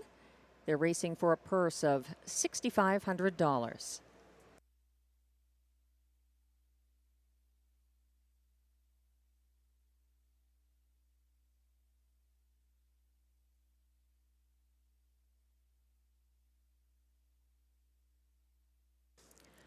1 is Dillon's Bank, owned and trained by John McMillan. Kyle Forgy does the driving. And in recognition of National Caretaker Appreciation Day, Ted Brayton is the groom for Dillon's Bank.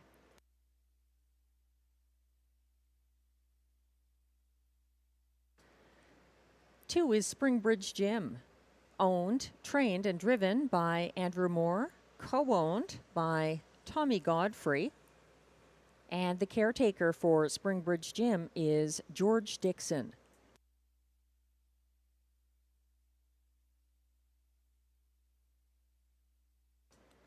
Three is the Colt, owned by Don and Gordon Lee.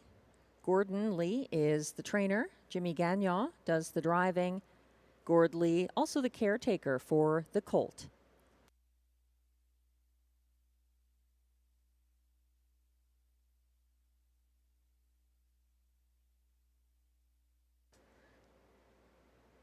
Four is Radley Hanover, owned and trained by Carol Ann Mallow Tetro, driven by Pascal Berube. Radley Hanover's caretaker, Melissa Filion.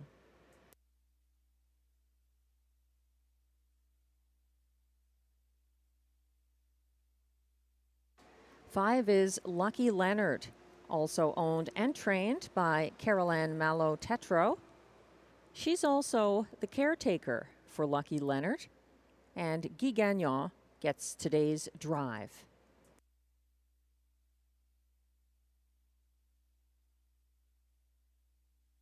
Completing this field from post 6, Stardog, owned, trained, and driven by Ryan Guy.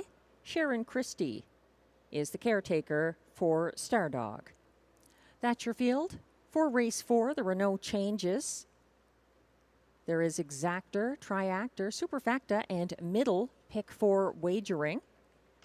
Once again, for those playing that pick 4 that kicks off here, there is a scratch in upcoming race 5. Scratch the 3, Keystone Prestige, a late judge's scratch.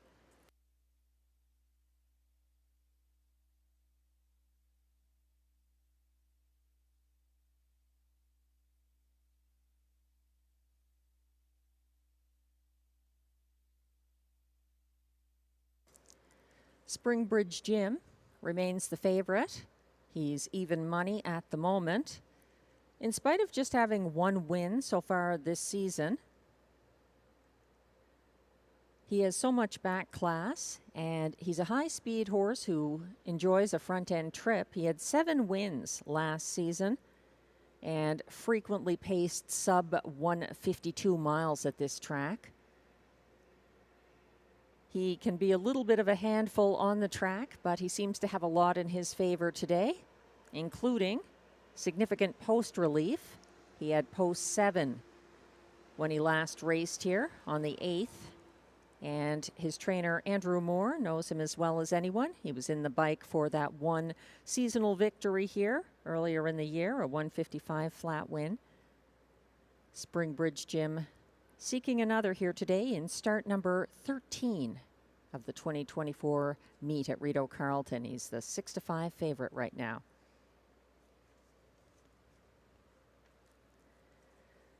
A number of contenders in this field, though. It's somewhat wide open. We're just taking a quick look back at the show photo in race 3. The 7, Conquest Sealster for Guy Gagnon, holding on by just over a nose ahead of the 5, Shadow Dave, coming on late for Mike Healy on the outside. Further back, you can see the 2, Moonwalker, who was 5th for Ryan Guy, and Bad Apple on the inside for Pascal Berube at the back of that group, all trying to get there for show.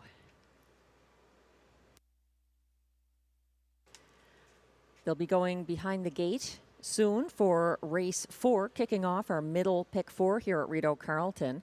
The 5 is another horse that I like here.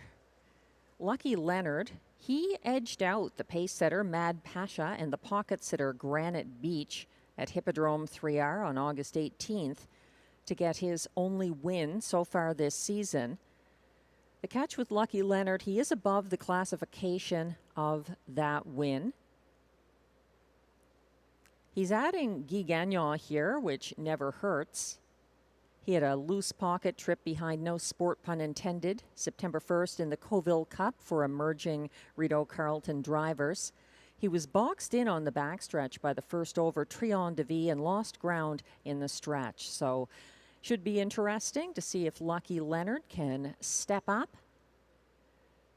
And sometimes a driver like Guy Gagnon taking the lines can do that. Lucky Leonard, just one win so far this season.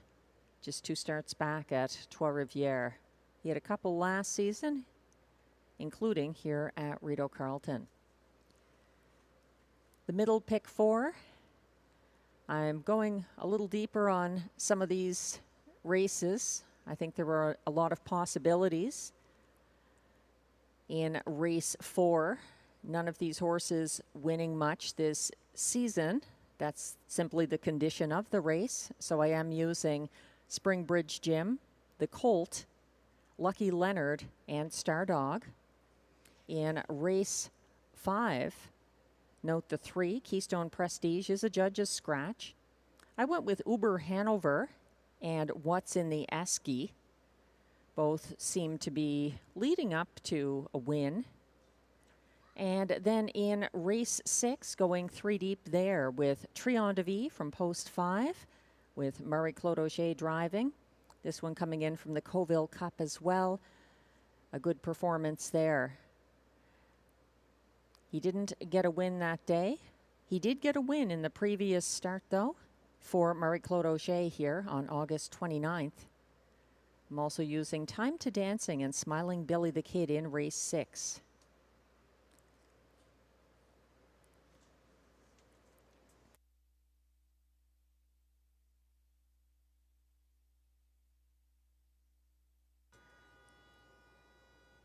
However you see it, it's time to play it because the starter has called the race 4 field. This is your last chance to get involved in the middle pick 4 today at Rideau Carleton.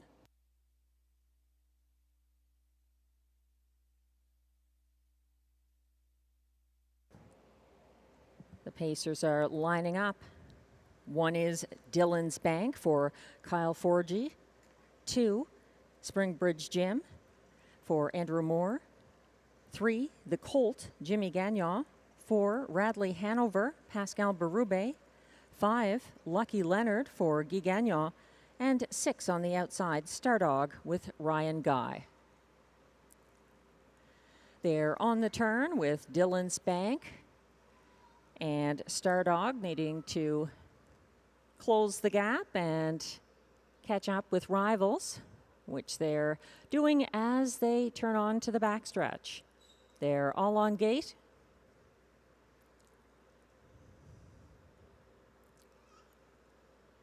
And they're off and pacing and leaving between horses. Springbridge Jim and Andrew Moore want the front end. Battling back on the inside, though. Dillon's Bank likes the front end, too. He's going to settle for the pocket, though, keeping just ahead of the Colt, who races 3rd. And now stepping out, Dillon's Bank for Kyle Forgy is now coming after early leader Springbridge Jim, going past the quarter in 27 flat. That is Dillon's Bank now leading the way in front of the grandstand the first time. Sitting the pocket, Springbridge Jim. 3rd is the Colt. 4th, that's Radley Hanover. From 5th, Lucky Leonard. And trailing this compact field, single file, it's Stardog. They head around the turn and reach the half or approach the half, led by Dillon's Bank, who's freewheeling on the front end, 55-3. The clocking there, he's keeping ahead of Pocket Sitting, Springbridge Jim, and now advancing first over from third. The Colt gets marching orders from Jimmy Gagnon. He's up into second. Following that cover, second over in fourth, Radley Hanover is on the move. Third over, advancing into fifth from the back. That's Lucky Leonard. Still trailing on the inside is Stardog. They're a match team on the front end as the Colt is punishing Dillon's Bank and now pulling ahead and gearing up from further back. Radley Hanover looks live. They went by 3/4 in 124 flat, and the Colt is trying to keep ahead of Radley Hanover. They're battling to the wire. Radley Hanover is sticking ahead in front. He's got a neck in front, and now he wins by just under a length over the Colt. It was Lucky Leonard for show ahead of Stardog, 153-2.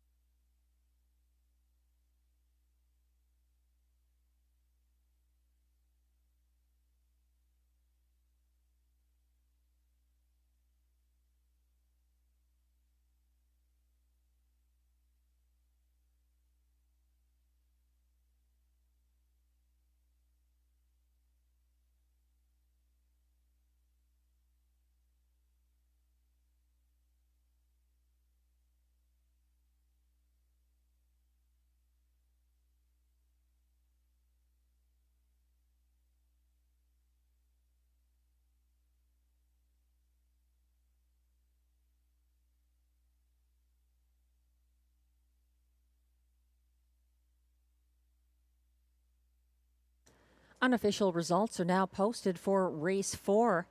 Pulling the 7-1 upset, it's the 4 Radley Hanover and Pascal Berube. Second was 3 the Colt. For show, it was the 5 Lucky Leonard, and closing for fourth was 6 Stardog. Hold all tickets. Results are unofficial.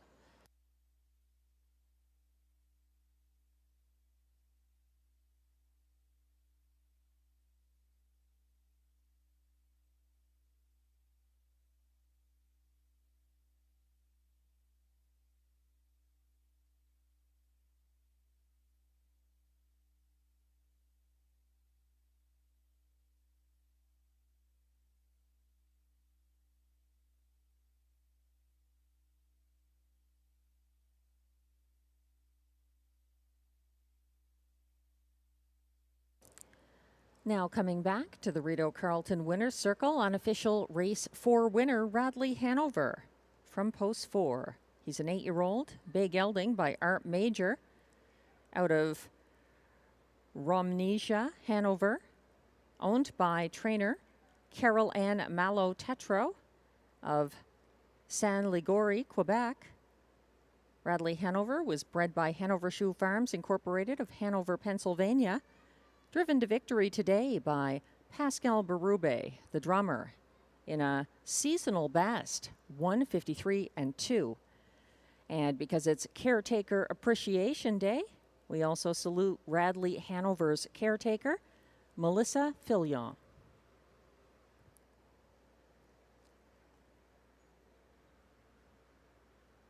Seasonal win number 3 for Radley Hanover, and his fastest by far, 153-2. And results are now official for race 4.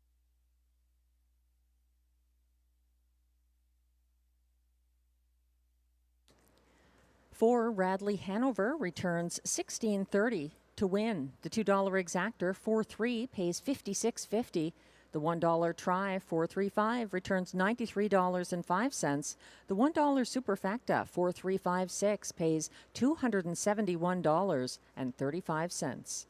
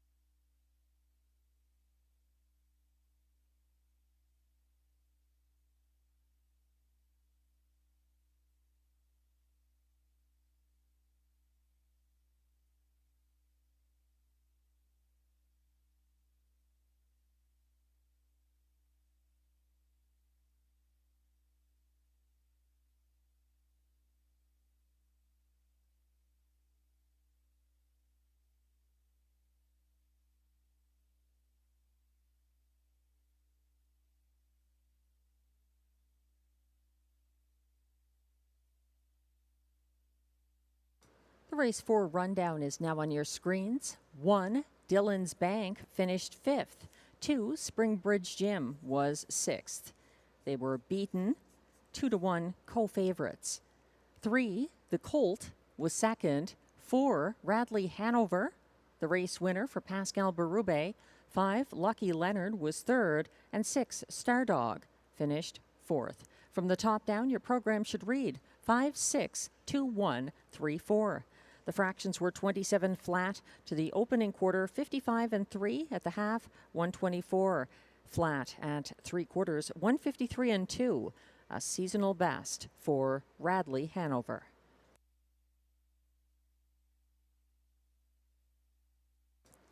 Race 5 is coming up. Exactor, triactor, superfecta, and pick 3 wagering. We do have a scratch in race 5 of the 3 Keystone Prestige, a judge's scratch.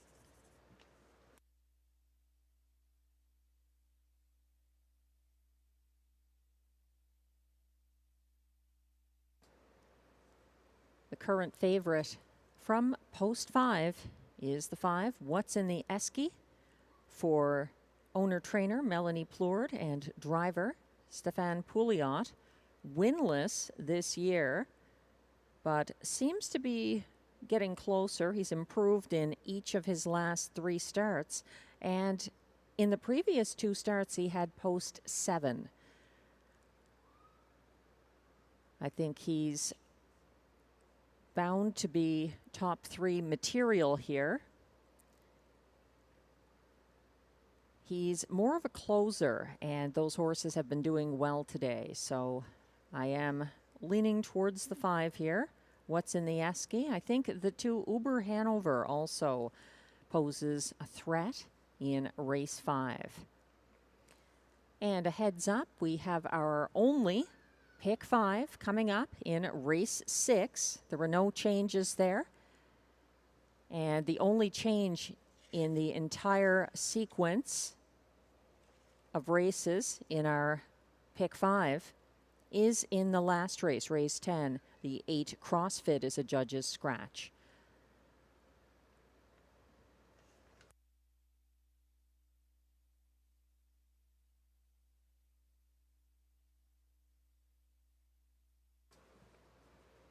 We're marking National Caretakers Appreciation Day here at Rideau Carleton today.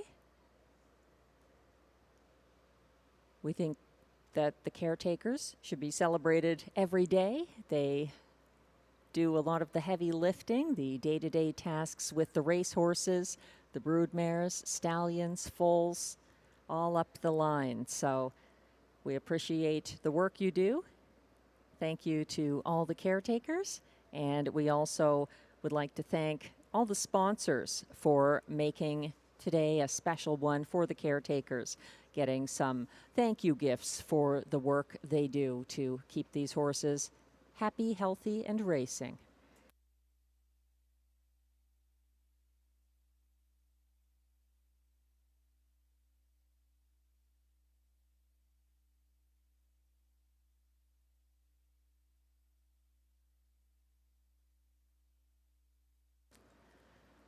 As we wait for the post parade to come on track for race 5, just a few handicapping notes. I am playing back the 5, What's in the Esky, currently the 6-5 favorite. He's getting post and class relief after Thursday's first over move from second last in front of the grandstand. He flushed out 88 Fingers Louis at the half and was gapping in second over fourth on the backstretch. He got out sprinted for show after an overland trip. That's the 5, What's in the Esky. 2, Uber Hanover is the only horse in this field with more than one 2024 victory. And his one win last year was a pocket ride at Rideau Carleton for Philippe Trudeau on September 17th. Jimmy Gagnon staying loyal to Uber Hanover. This horse dropped back to single file fourth early Sunday, got caught in and shuffled to near last by the half. He had no racing room until tipping 4 wide at the top of the stretch and was gaining ground late. 4-1 at the moment on the 2, Uber Hanover. 1, Shadow Margot is 5-1 at the moment. This veteran horse, in line to Ryan Guy, settled 5th early behind leader Wrangler Cashier last Thursday. It was a pylon skimming trip to the half, and he came up into 3rd along the backstretch, but lost ground in the stretch. No other horse in this field has paced a sub 156 mile in their latest start, so that's something in favor of the 1, Shadow Margot. He's got a lot of back class as well at age 13, well acquainted with Rideau Carleton, and in fact a 154 flat winner at age 12 here last season.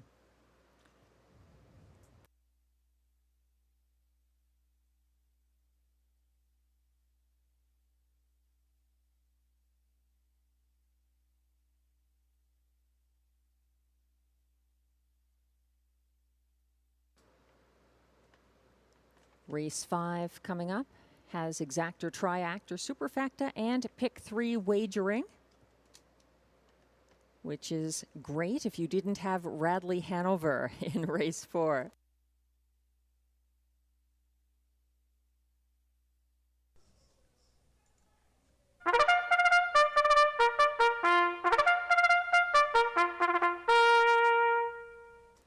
And the post parade is now coming on track for race 5. These pacers are non-winners of $405 per start in their last 10 starts or this year, with non-winners of a race this year allowed $100. Allowances for fillies and mares and a purse of $6,100.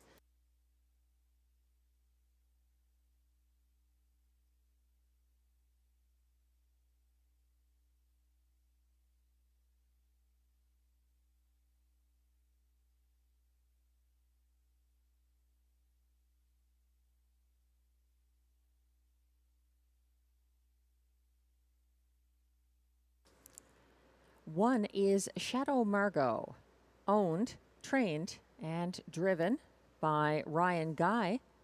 And the Caretaker, naturally, Ryan Guy.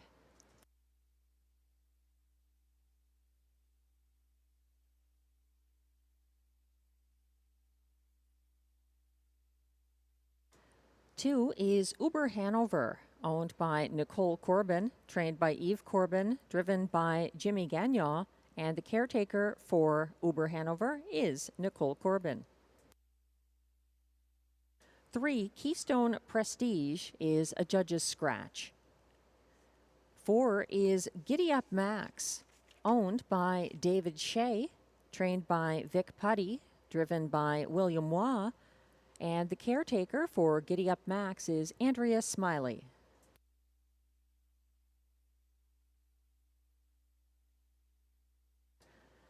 The current 4 to 5 favorite is 5, What's in the Esky, owned and trained by Melanie Plourde, driven by Stéphane Pouliot, and the caretaker for What's in the Esky is Sebastian Blais.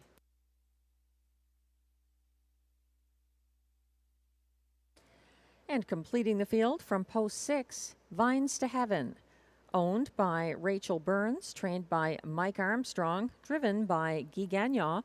Rachel Burns, also the caretaker for Vines to Heaven. That's your field for race 5. Again, there is exactor, triactor, superfecta, and pick 3 wagering here.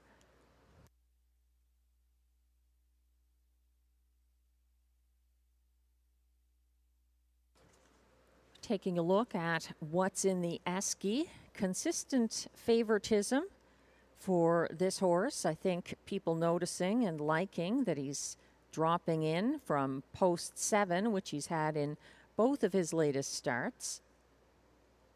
He's closed well despite overland trips for Stéphane Pouliot in both those miles.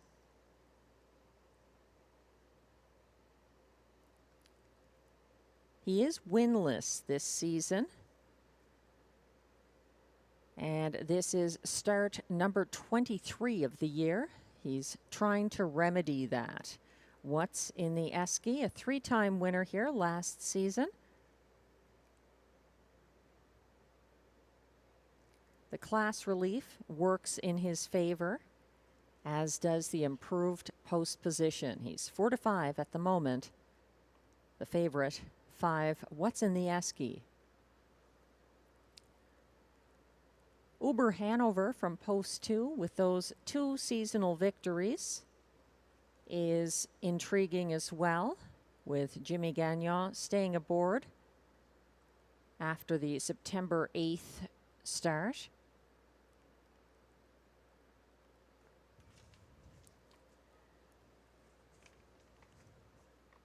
Uber Hanover did have a win last September 17th at this track for another driver.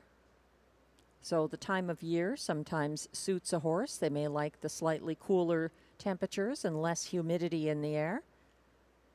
He definitely had a bit of a troubled trip in his latest start, getting caught in and shuffled to near last by the half and having no racing room until the top of the stretch. He was closing well late.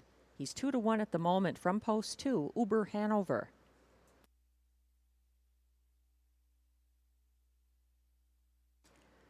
Also getting some attention is the mare, 6, Vines to Heaven.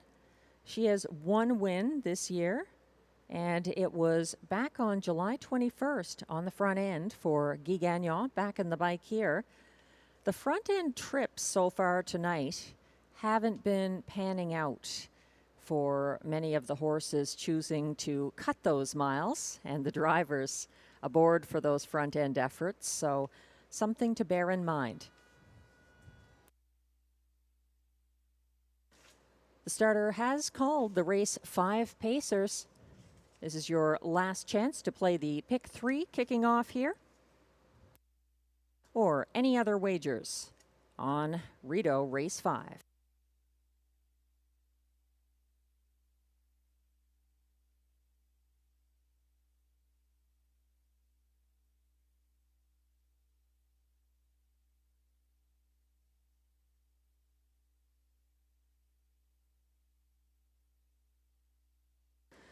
And the horses are going behind the gate for race 5. 1 is Shadow Margot for Ryan Guy. 2, Uber Hanover for Jimmy Gagnon. 3, Keystone Prestige is a judge's scratch. 4 is Giddy Up Max for William Waugh. 5, What's in the Esky, Stéphane Pouliot. And on the outside is 6, Vines to Heaven for Guy Gagnon. A few lengths behind the others, but catching up on the turn, Shadow Margot.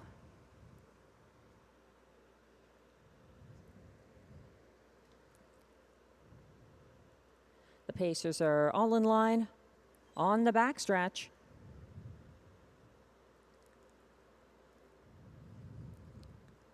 They're off and pacing, and a strong start for all. Uber Hanover is inching ahead, moving up the inside. Shadow Margot and advancing first over into second. Now bridle to bridle with Uber Hanover. It's What's in the Esky who grabs command for Stéphane Pouliot. That puts Uber Hanover in the pocket. Following from third is the veteran Shadow Margot. They circle past the first quarter in 28-1 with the favorite What's in the Esky leading by just over a length. Uber Hanover keeping tabs from the pocket. Then it's Shadow Margot in fourth.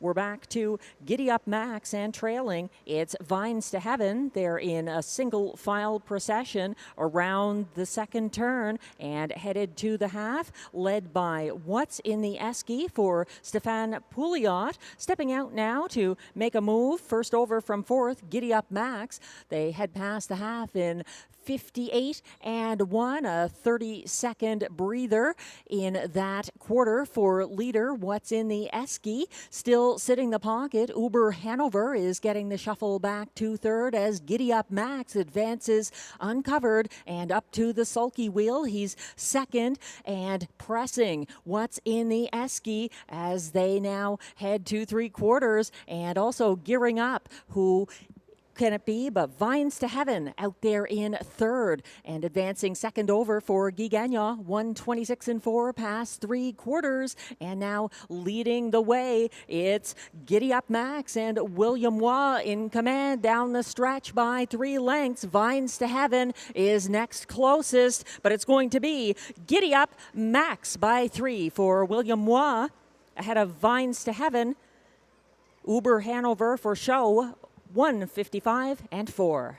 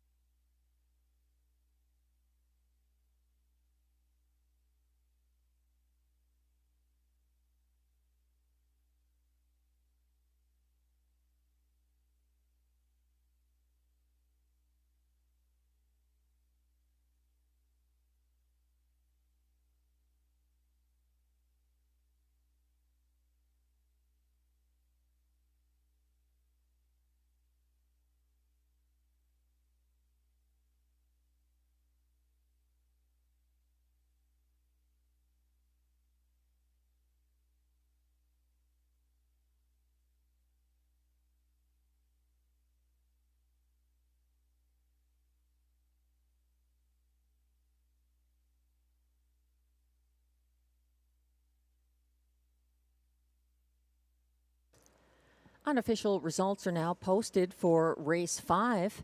The 4, Giddy Up Max, gets the win for William Waugh, ahead of 6, Vines to Heaven, second. 2, Uber Hanover, holds on for show. And pace-setting favorite, 5, What's in the Esky, finishes 4th. Hold all tickets. Results are unofficial.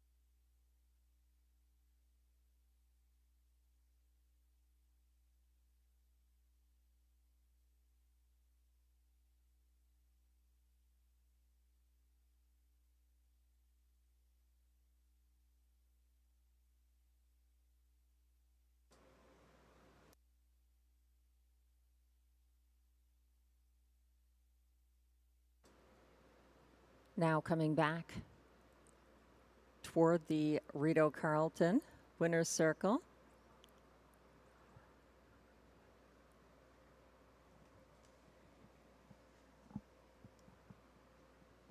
He's out there somewhere. It's the official race 5 winner. Number 4, Giddy Up Max.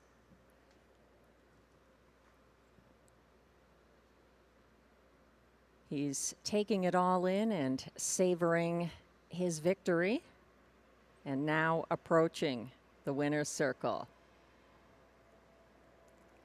Giddy Up Max is a 7-year-old bay gelding by Bettor's Delight out of Film Critic, owned by David Shea of Campbellville, Ontario. Giddy Up Max was bred by Stonegate Standardbred Farm, Incorporated, of Glen Gardner, New Jersey. Giddy Up Max is trained by Vic Putty, driven to victory by William Waugh. It's a second win this season for Giddy Up Max, and he matches his seasonal best of 155-4 here. And on Caretaker Appreciation Day, we salute his caretaker as well, Andrea Smiley, taking care of Giddy Up Max. Race 5 results are official.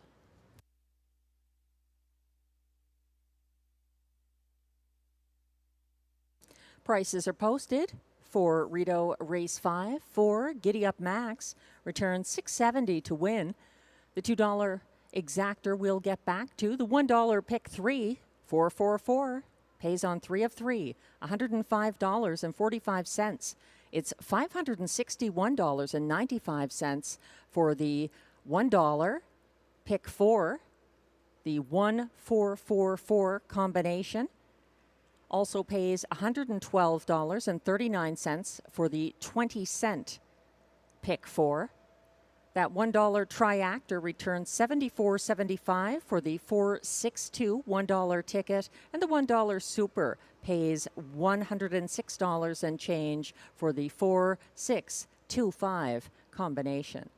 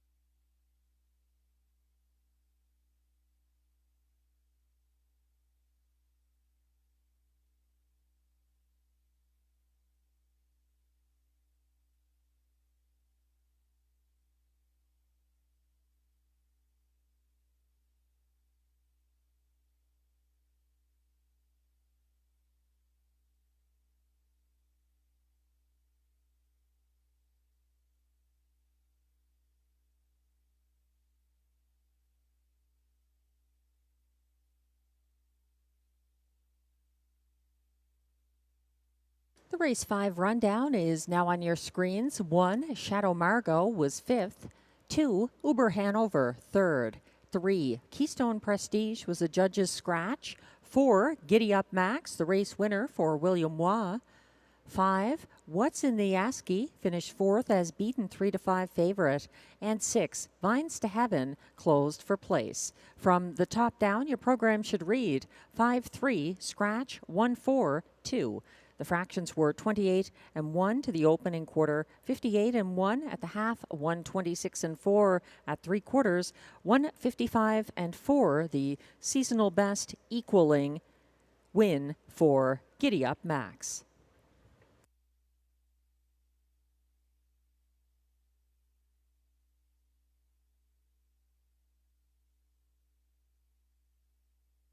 And we're turning the page. Race 6 coming up has exactor, triactor, super high 5, and pick 5 wagering. There were no changes in race 6 or any of the races in that sequence for the pick 5, except in race 10 we have the scratch of 8, CrossFit, a judge's scratch.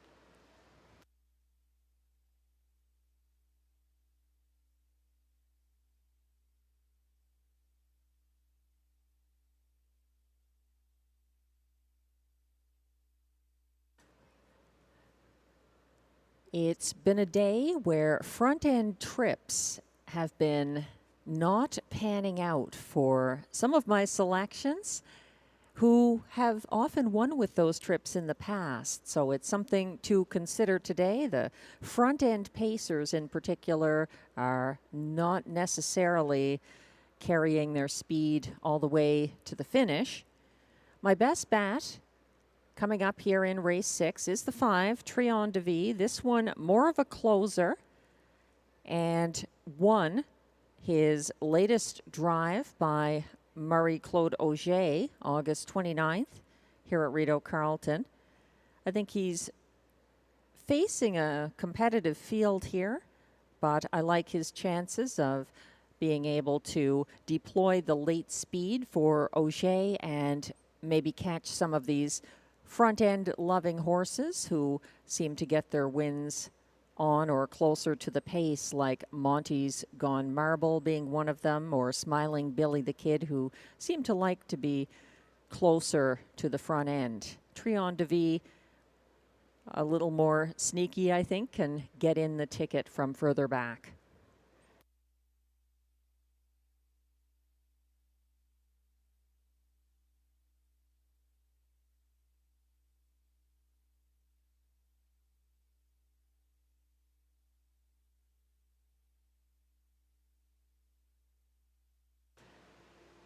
Rideau Carleton is celebrating National Caretaker Appreciation Day with some special gifts for the caretakers of the horses who race here today. We'd also like to thank the sponsors for making this a special event for those caretakers who sacrifice a lot sometimes to take care of these horses year-round. And there really are no days off when it comes to looking after racehorses.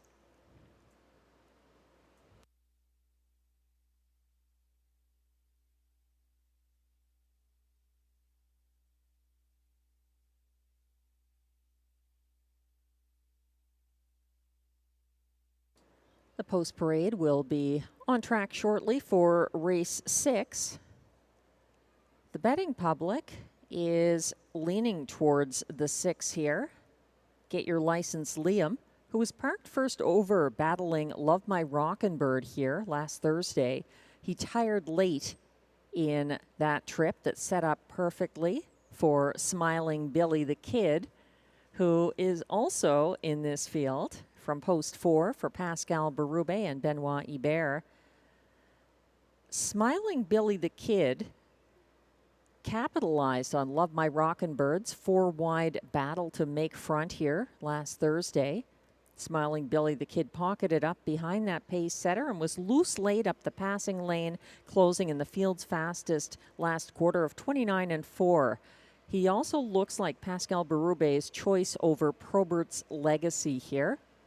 He's 9-5 at the moment, Smiling Billy the Kid. 5, Trion de Vie, my top choice, was an August 29th Rideau Carleton winner for the returning Marie-Claude Auger. He's getting post relief after the Coville Cup when he settled single file third behind the pace setter, no sport pun intended. He came first over from third on the second turn for Antonio Vecchio and ended up parked first over and tired. I thought he put in a good effort, and now he's back with the driver who steered him to his most recent victory. That's the 5, Trion de Vie. Others to consider, the 2, Time to Dancing, has class relief. He and Stéphane Pouliot upset at a similar classification from the same post on August 11th, sitting single file third much of that mile and making a late move. He held off a passing lane move by Smiling Billy the Kid that race as well. August 11th in that victory. Current number 2, Time to Dancing, who is 5-1.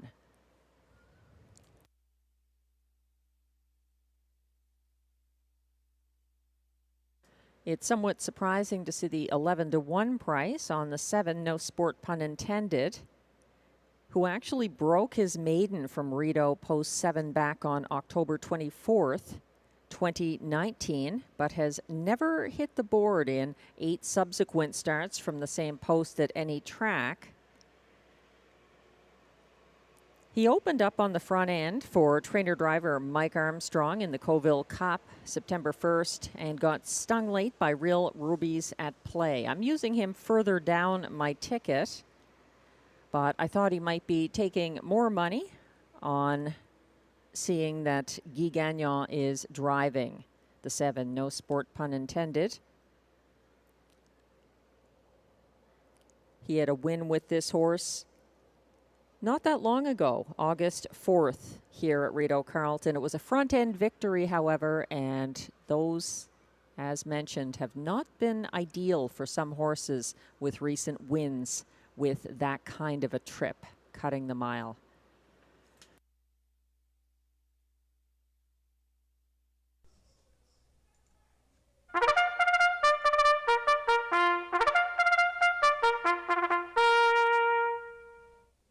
The post parade is coming on track for race 6. These pacers are non-winners of $900 per start in their last 10 starts, or $1,000 per start this year. They race for a purse of $7,000.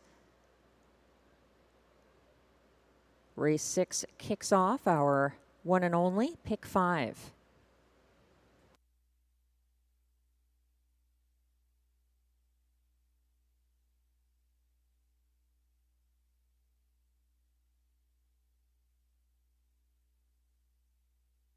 One is Blue Moose, owned by Taylor Shepard with Nathan Darvo, trained by Isabelle Darvo, driven by Robert Shepard, and Isabelle Darvo is also the caretaker for Blue Moose.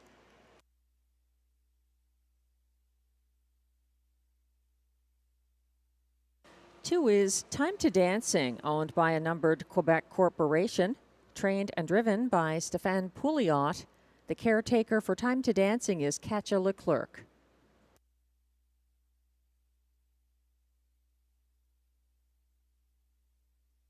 Three is Monty's Gone Marble, owned by Jeff and April Murphy, trained by John McMillan, driven by Kyle Forgy, that is, and the caretaker for Monty's Gone Marble is Mike Adam.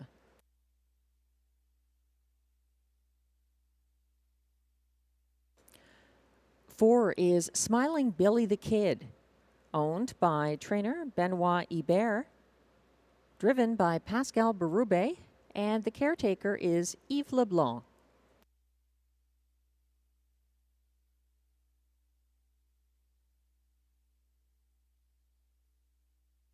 Five is Trion de Vie, owned by trainer Eric Lafleur, driven by Marie-Claude Auger. Michel Blais is the caretaker for Trion de Vie.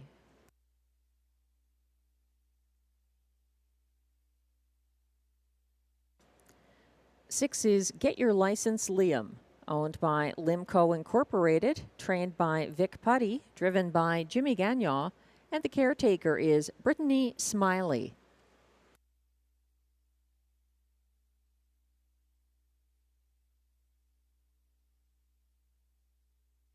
Seven is No Sport Pun Intended, owned by Lee Cullen and Lloyd Howley, trained by Mike Armstrong, driven by Guy Gagnon, and the caretaker is Lucy Lamarche.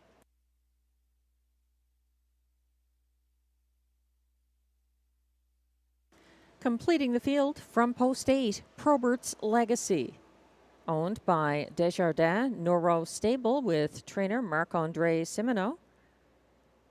The driver is William Waugh, and the caretaker for Probert's Legacy is Wendy St. Pierre. That's your field for race 6, exact or triactor, pick 5, and super high 5 wagering.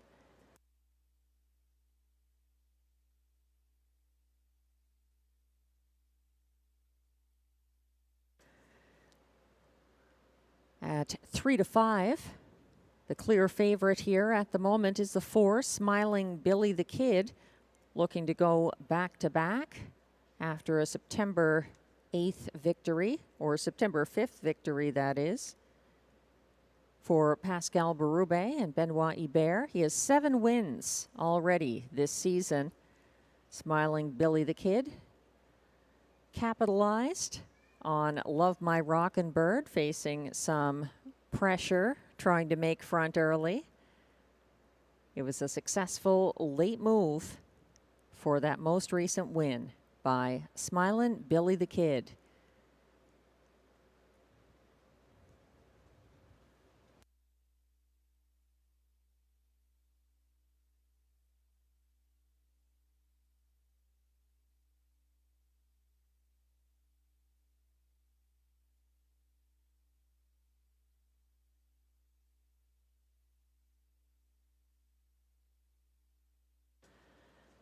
Just a reminder to newcomers to Rideau Carleton. We often have new fans enjoying the picnic tables, sometimes wondering what's the difference between a high 5 and a pick 5. The high 5, you're picking the top 5 finishers in order for this one race. The pick 5, you need to pick 5 consecutive winners starting in race 6. So the winners of this and the next 4 races, that would be the pick 5.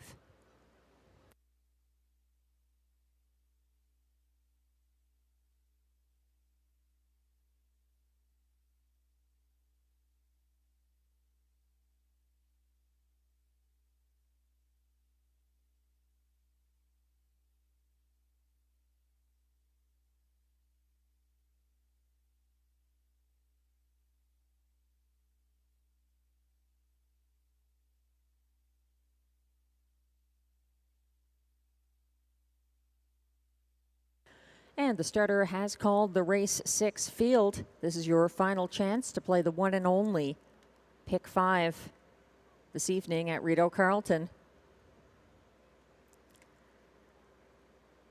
As the Pacers approach the starting gate, 1 is Blue Moose for Robert Shepard. 2, Time to Dancing, Stéphane Pouliot. 3, Monty's Gone Marble for Kyle Forgy. 4, Smiling Billy the Kid, Pascal Berube. 5, Trion de Vie, Marie-Claude Auger. 6, Get Your License Liam, Jimmy Gagnon. 7, No Sport Pun Intended for Guy Gagnon. And on the outside is 8, Probert's Legacy for William Waugh.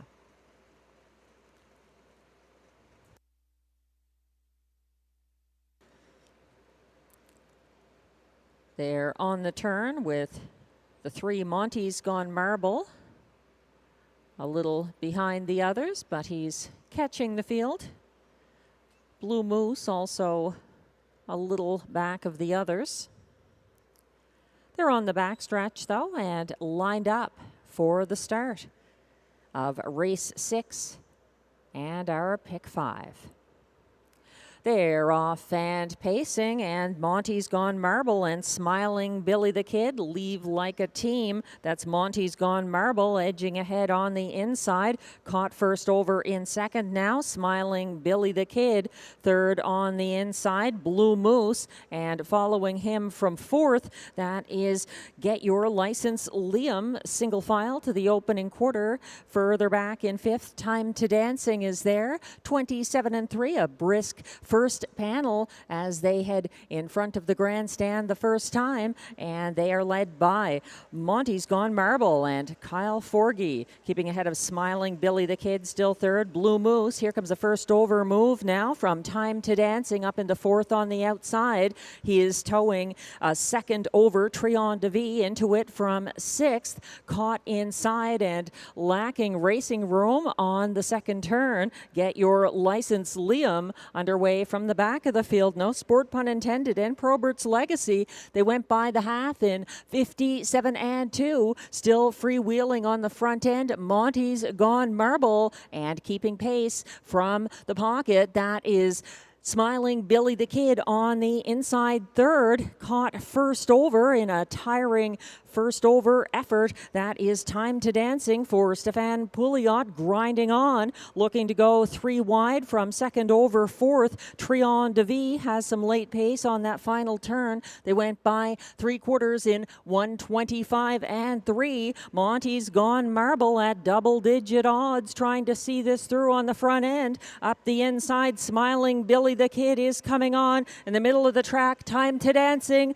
Further out, Trion DeVie. It's going to be Smiling Billy the Kid winning again, coming on for place. That was tight. It might have been Trion DeVie, and definitely need a photo to sort out the show finish there. 1:54-3.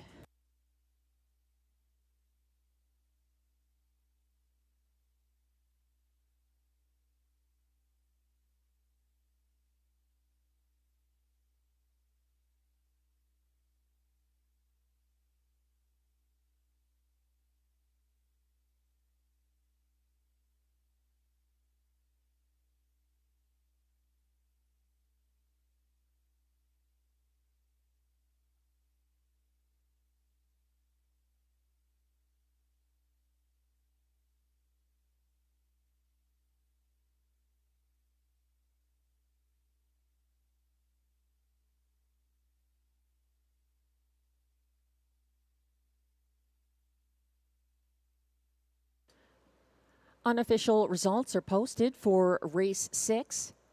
2-5 favorite number 4, Smiling Billy the Kid, gets his second consecutive victory for Pascal Berube. Holding on for place was 18-1 Long Shot. Number 3, Monty's Gone Marble. Closing for show was 5, Trion DeVie. Fourth, that was Blue Moose, and completing the high five was 2, Time to Dancing, finishing 5th. Results are still unofficial. Hold all tickets.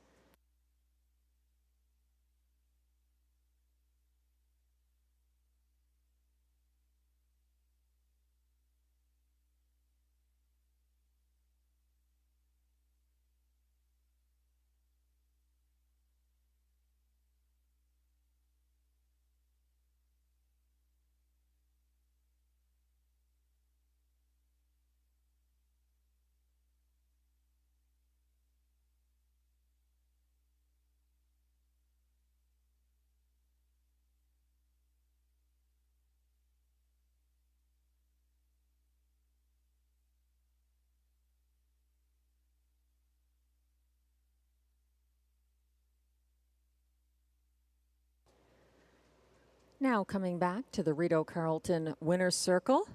Unofficial race 6 winner, number 4, Smiling Billy the Kid, a 6-year-old bay gelding by Better Than Cheddar out of Frown Upside Down.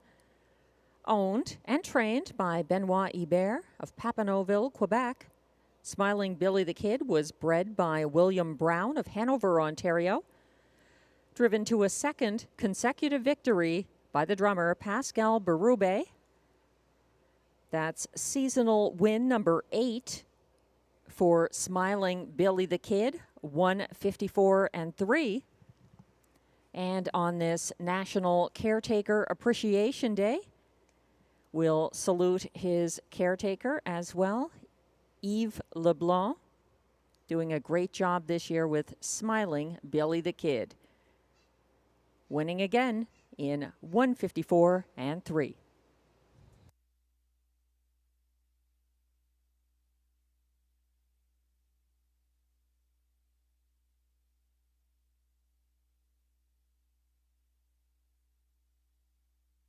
And results are now official for race 6.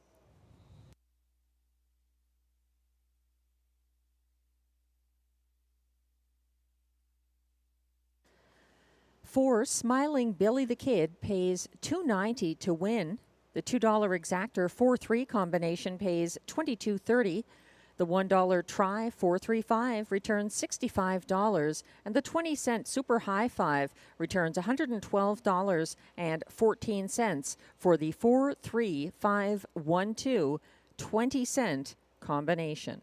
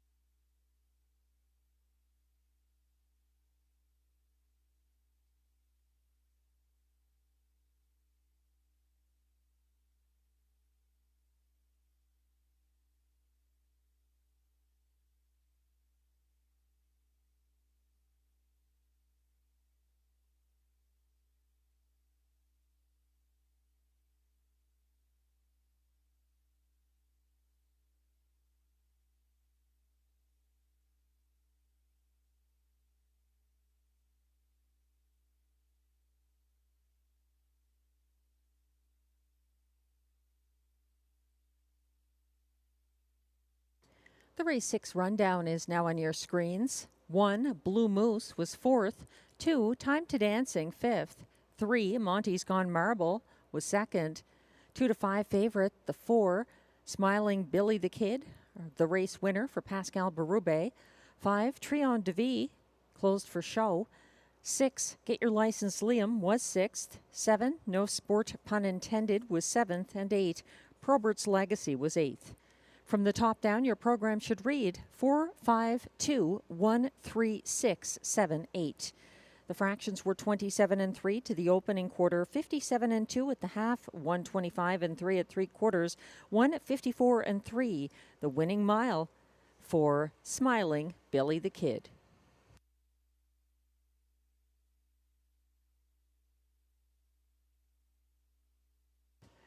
As I mentioned, a show photo was going to be very helpful here in deciphering the late action.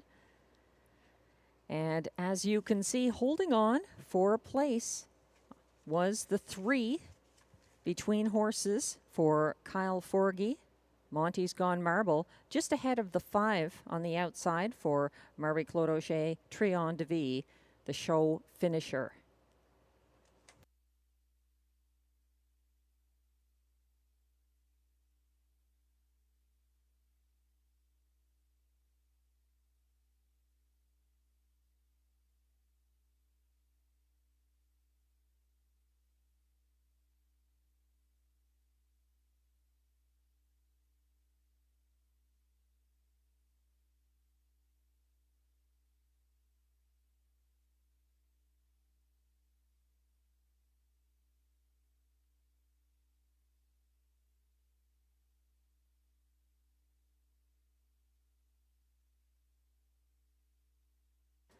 Race 7 is coming up next. Exactor, Triactor, Superfecta, and late pick 4 wagering. The last pick 4 of this 10-race card.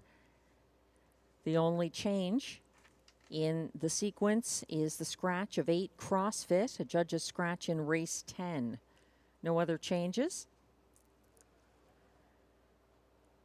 The favorite, at odds of 1 to 2 right now from the rail, is Dial Me Up. Also looking to go back-to-back for Pascal Berube, just like Smiling Billy the Kid did in race 6.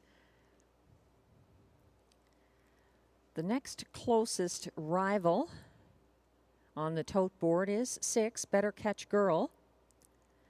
The closer with that outside post again. She keeps improving and getting closer to another win. Not that she's short on wins this year. She has 5.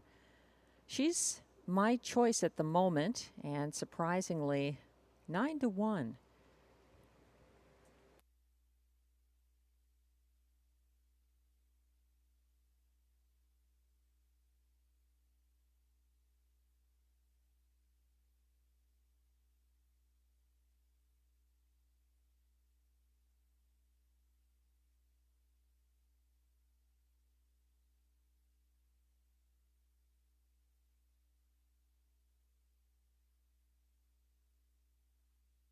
It's never a bad time to mention Tammy Forgy's handicapping contest Saturday nights in the Trackside Simulcast Lounge at Rideau Carleton.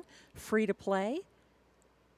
You just need to be in the Simulcast Lounge for the duration of the contest on Saturday evenings.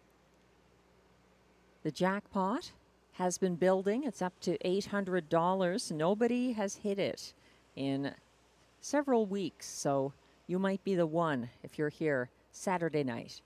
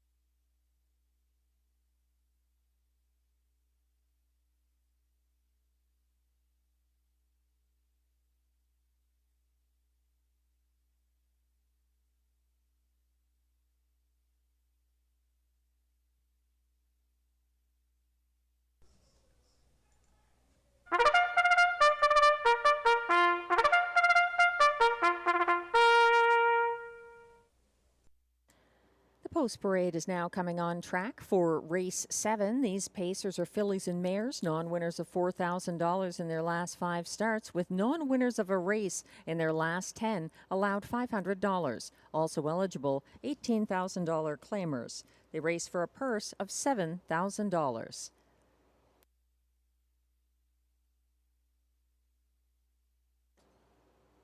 Race 7 kicks off the last pick 4 of this card.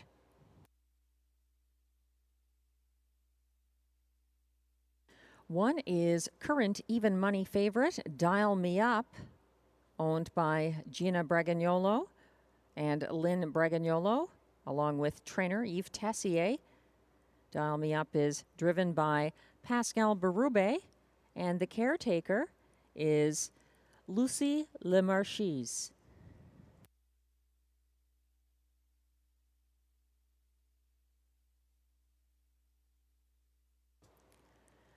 Two is Going Yard, owned by a numbered Quebec corporation with Sylvain Bilodeau.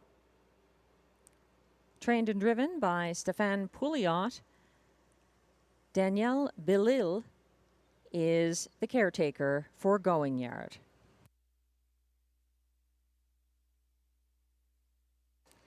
Three is Lion Shining, owned by Susan Waugh, trained by William Douglas, driven by William Waugh. The caretaker is Jo Ray Poulin.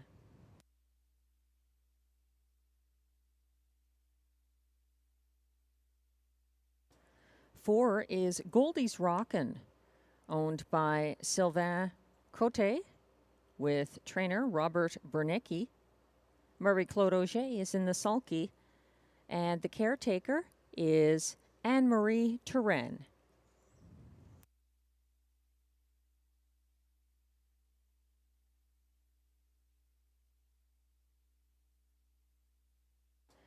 Five is PJ Dina, owned by James Barry, trained and driven by Guy Gagnon.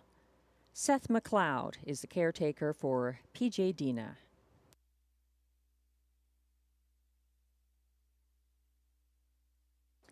And completing this field from post 6, it's Better Catch Girl, owned by a numbered Canadian corporation with trainer Vic Putty.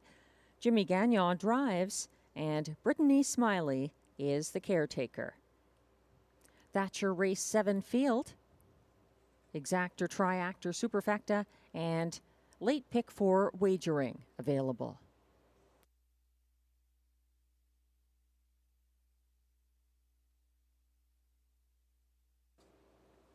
We're taking a closer look at the 6-5 favorite from the rail, Dial Me Up, who tightened up in the pocket by the half last Thursday at Rideau Carleton. She came first over for the stretch drive and overtook the pace setter, Lion Shining. She narrowly held off Better Catch Girl at the wire. Dial Me Up, trying to repeat for Pascal Berube. Looks like we have a new favorite as attention is shifted to the 4, Goldie's Rockin', who wired going away in an August 25th Rideau qualifier, beating 2 pacers and 2 trotters.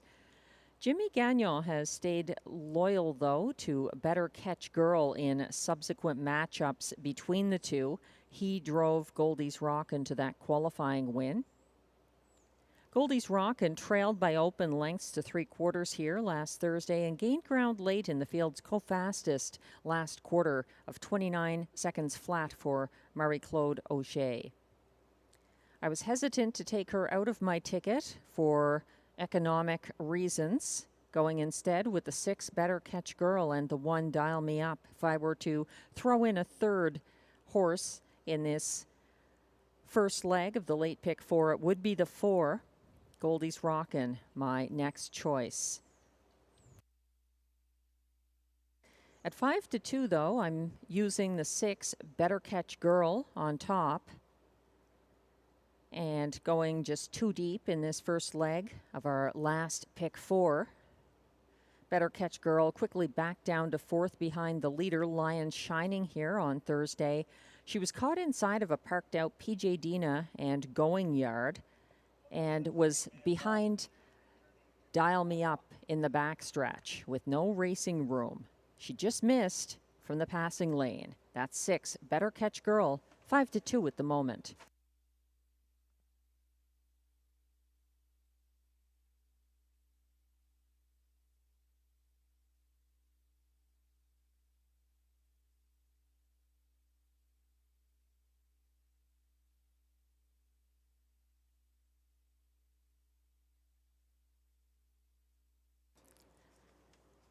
I've been informed by the judges that the 3, Lion Shining, has returned to the paddock for what looks like a replacement or repair to shoeing. Windows remain open.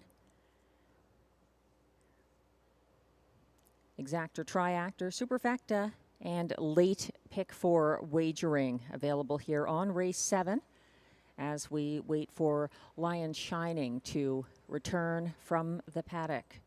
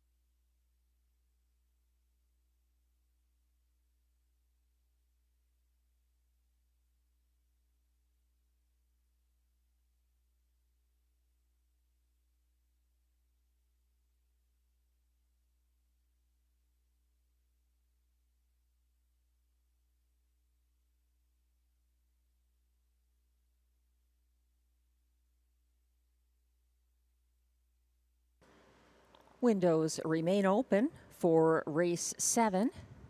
We're just waiting on the return of Lion Shining, getting that shoeing repair.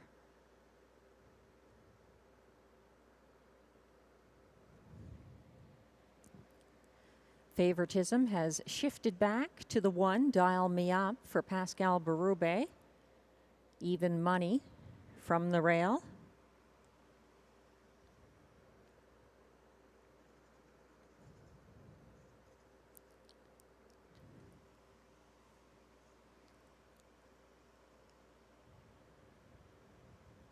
If you needed a little extra time to come up with your pick 4 ticket, you have it. They should be going behind the gate any moment as soon as Lion Shining returns from the paddock.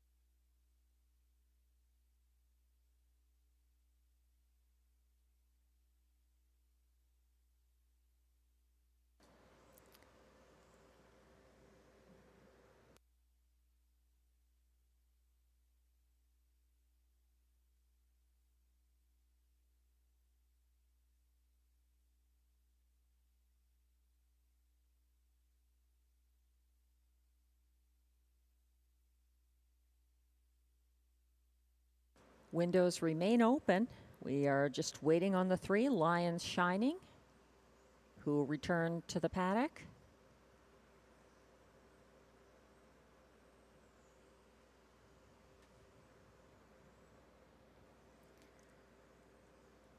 Another reminder, this is your last pick 4 sequence of this Thursday card at Rideau Carleton.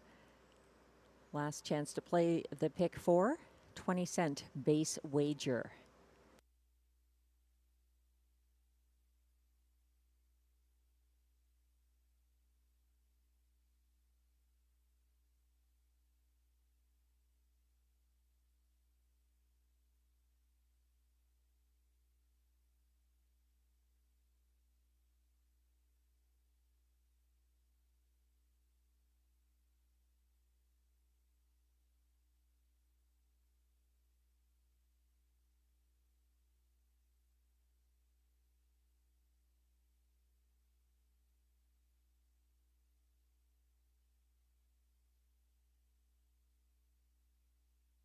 The rest of the field looking calm and relaxed as they await the return of Lions Shining.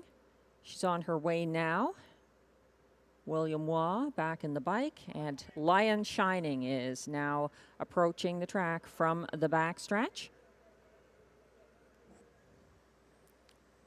They're going to be going behind the gate for race 7. This is your last chance to wager after that unexpected delay. Thank you for your patience.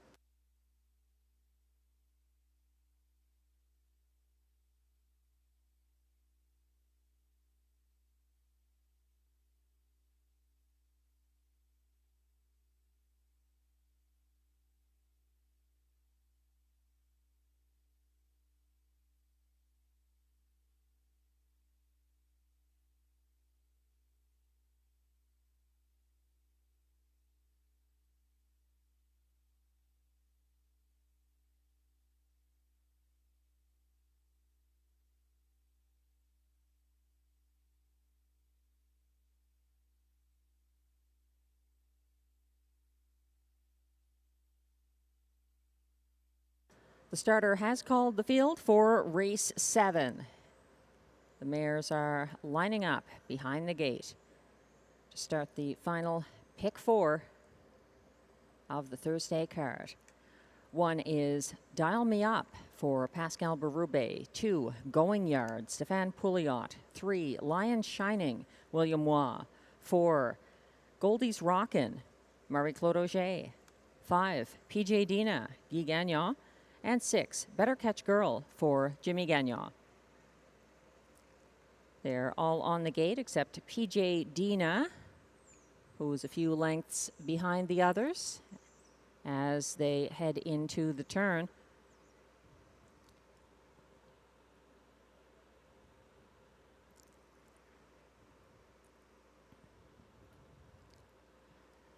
The field is on the backstretch. PJ Dina getting in line with the others.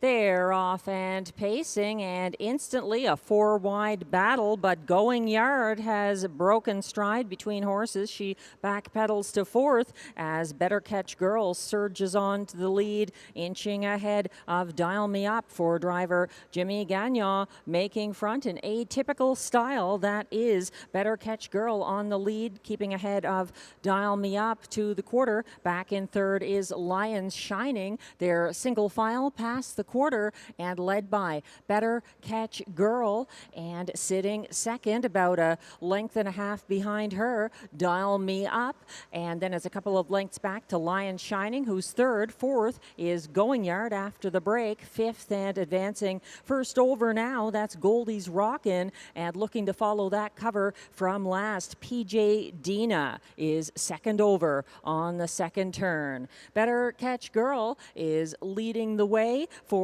Jimmy Gagnon, heading past the half, shadowed by 1-5 favorite Dial Me Up, who sits the pocket, and then about a length and a half behind her in 3rd, Lion Shining, followed by 4th place Going Yard. Out there in 5th, moving first over Goldie's Rockin' and still trailing, slightly gapping PJ Dina. They head towards three quarters with Better Catch Girl in command, and now up to her saddle cloth on the outside. It's a big move from Lions Shining, who surges on for William Waugh. Lions Shining looking to grab the lead from Better Catch Girl. They fight on down the stretch. Widest of all, Dial Me Up is coming on late for Pascal Berube. It's between those two, and on the outside, Dial Me Up gets the win over Lions Shining. Holding on for show was Better Catch Girl,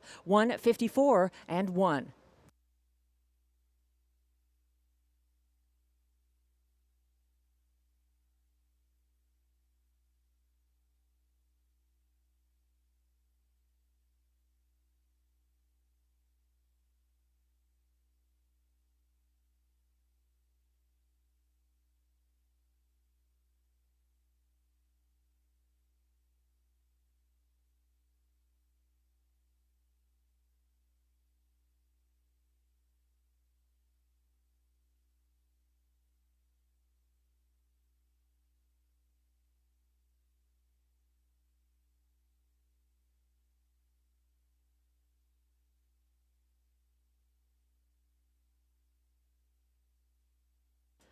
Unofficial results are now posted for race 7. 1-5 favorite number 1, Dial Me Up, gets the win for Pascal Berube. Second was 3, Lion Shining, at odds of 18 to 1. Holding on for show was the 6, Better Catch Girl. And coming on for fourth was 4, Goldie's Rockin'. Results are unofficial. Hold all tickets.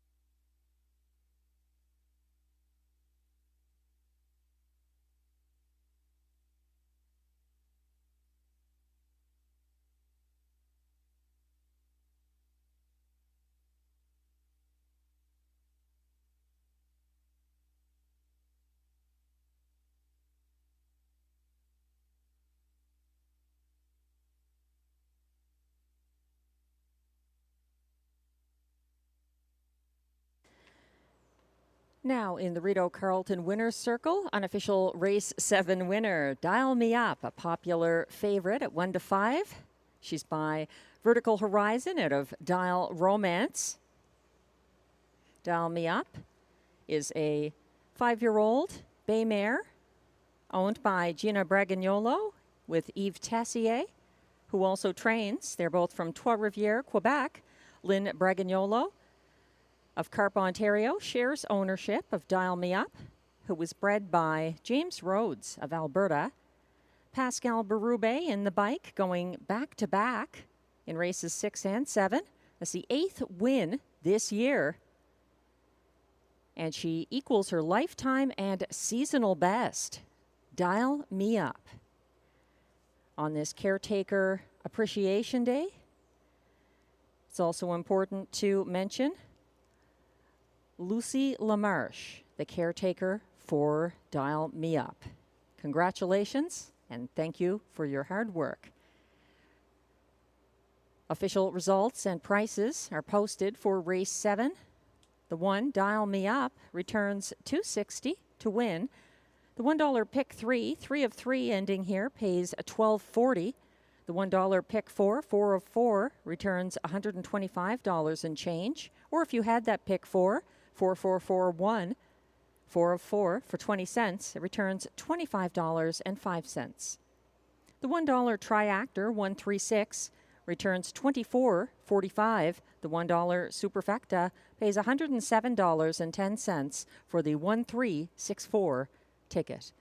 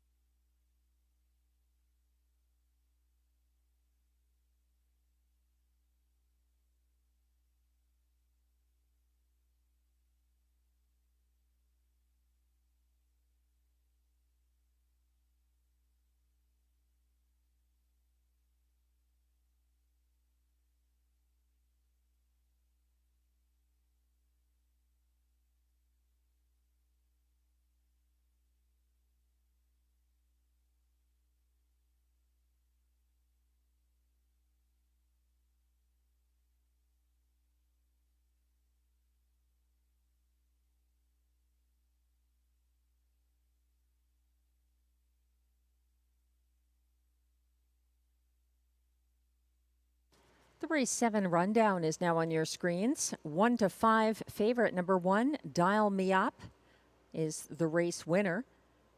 2, Going Yard, finished 6th. 3, Lion Shining, was 2nd. 4, Goldie's Rockin', 4th. 5, PJ Dina, finished 5th. And 6, Better Catch Girl, was 3rd. From the top down, your program should read 1, 6, 2, 4, 5, 3.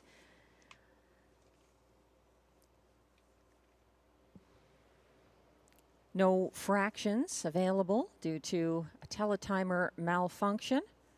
Dial Me Up equaled her seasonal best victory and lifetime mark of 1:54 and 1 in her race 7 victory for trainer Yves Tessier and driver Pascal Berube. That's the 3rd win in 7 races tonight for Pascal Berube, who drove winners in race 4, Radley Hanover, race 6, Smiling Billy the Kid, and race 7, Dial Me Up.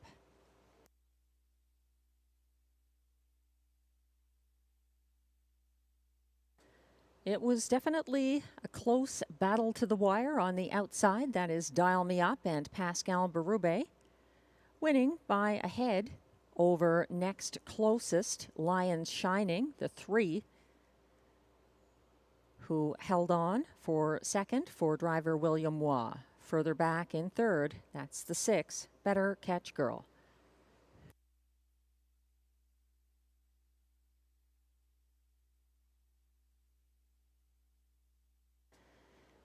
Race 8 is coming up next. Exactor, Triactor, Superfecta, and late pick 3 wagering.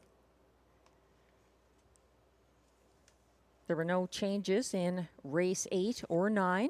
If you're playing the pick 3, take note that 8 CrossFit is scratched in race 10. We've been saluting all the caretakers of the Rideau Carleton racehorses at the track tonight on this 2024 National Caretaker Appreciation Day. Would like to thank them for the work they do every day, and also like to thank the sponsors who help make this day a little more special for the caretakers in this challenging at times, rewarding at times career looking after horses.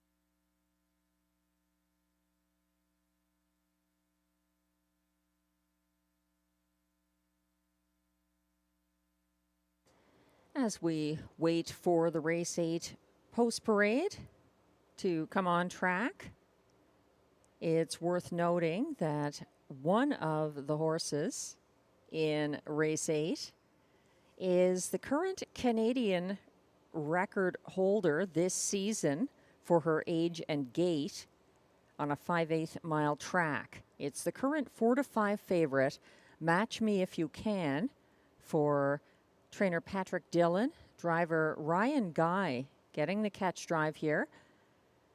Match Me If You Can has been very successful so far this meet for driver Samuel Fillion, who isn't driving here tonight.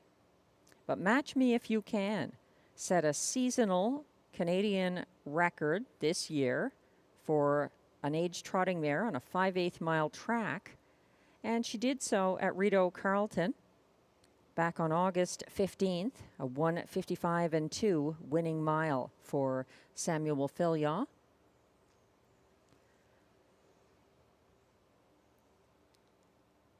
A front-end loving mare. And the front-end trips have not been working out so well tonight for the Pacers, as illustrated by Better Catch Girl, trying the front-end tactics last race and not getting the result that her late kick has produced in the previous two starts. Match Me If You Can, though, on the trot, could have a different outcome here. Ryan Guy, certainly a strong driver of trotters at this track. I'm going to use Match Me If You Can in the place spot, and I'm looking to the class drop of the 5, Meadow Branch Noble here, to make him my top selection. 7 wins this season for the Mandy Archer stable. Meadow Branch Noble has excelled at Rideau Carleton, and he's stepping down from the preferred handicap level, where he made a break from an inside post in his most recent start. His breaks have tended to come from outside or inside posts. He's got more of a post advantage here, I think, and he's 3-2 at the moment. Meadow Branch Noble picking up catch driver Robert Shepard, because regular driver Guy Gagnon is driving his own trainee, the 4, Ciel Bleu, who is currently at odds of 17-1.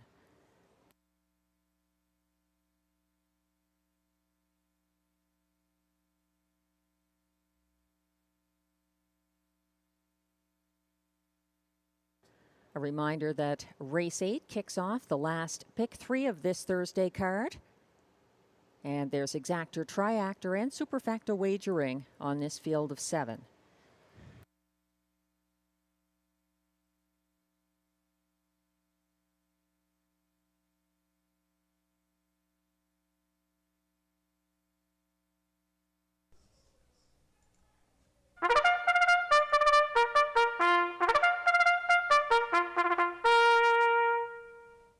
Now coming on track, the Race 8 Trotters for their post parade. They are non-winners of $40,000 lifetime, also eligible non-winners of $6,000 in their last 5 starts, and also eligible $25,000 claimers. Allowances for fillies and mares, and they race for a purse of $7,800.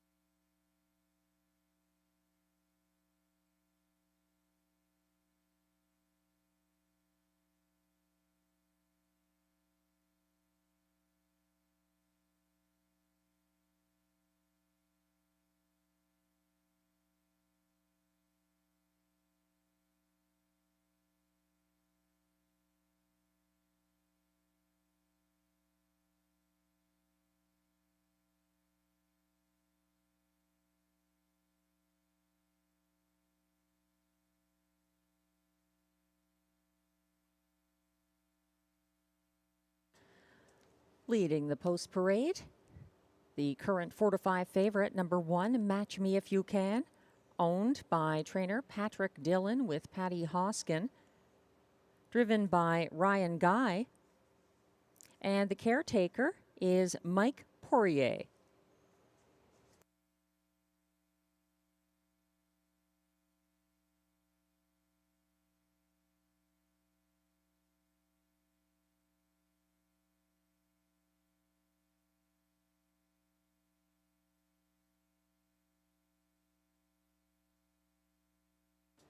Two is Cleveland Massimo, owned by trainer Jean-Francois Maguire with Julie Malenfant and Richard Legris, driven by Pascal Berube, and the caretaker for Cleveland Massimo is Julie Malenfant.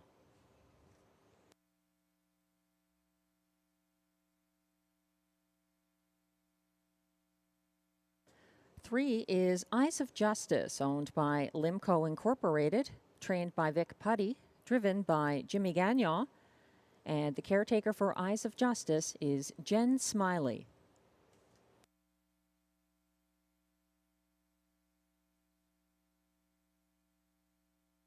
Four is Ciel Bleu, owned by Écurie Guy Gagnon with Gestion Louis Latulippe, trained and driven by Guy Gagnon. The caretaker for Ciel Bleu, he has two, Sylvie Cote and Mark Thomas.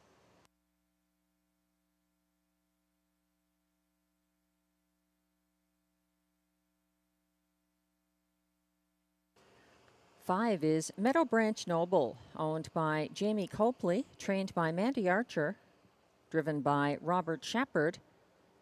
His caretaker is Ashley Murphy.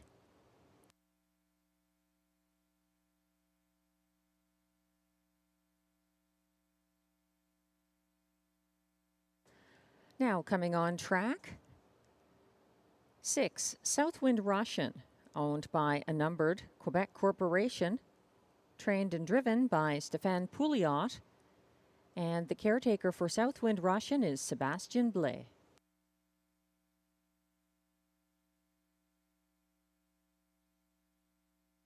Completing this field, from post 7, it's Donatover, owned and trained by John McMillan, driven by Robbie Robinson, and the caretaker is Aidan Keeley.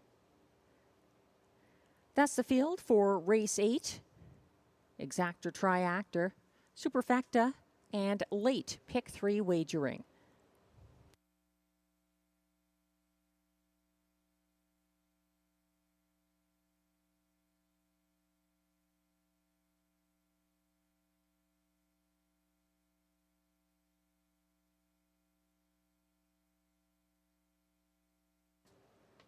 Back on the trot, it will be interesting to see if the front end holds up better than it has with Pacers today. Going back to race 1, Coltrane DeVee enjoyed a front end victory for Jimmy Gagnon and Ted McDonald in that 1:57 and 2 mile. So we'll see if Match Me If You Can, leaving from the rail and likely to get her favored front end trip, can carry her speed all the way from gate to wire for new catch driver Ryan Guy.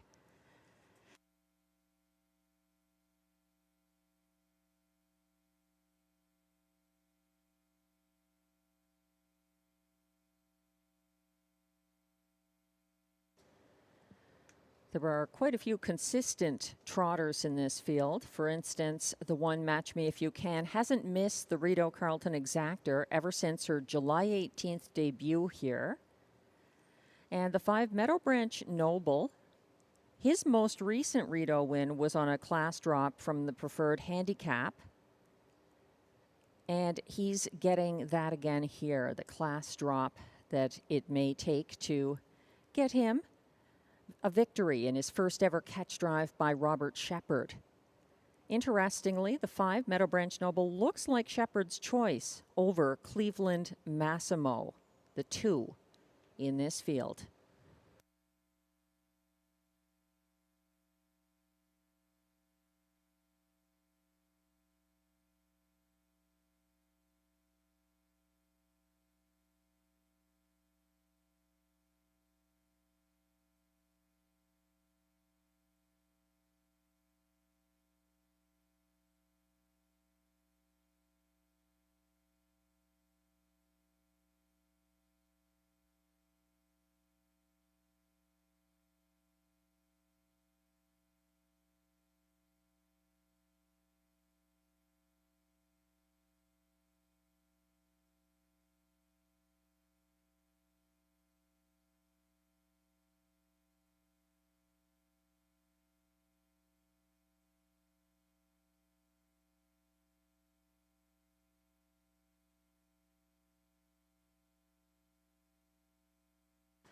They'll be going behind the gate shortly for race 8, so make sure you don't get shut out. This is your final opportunity to play the pick 3, kicking off here in race 8.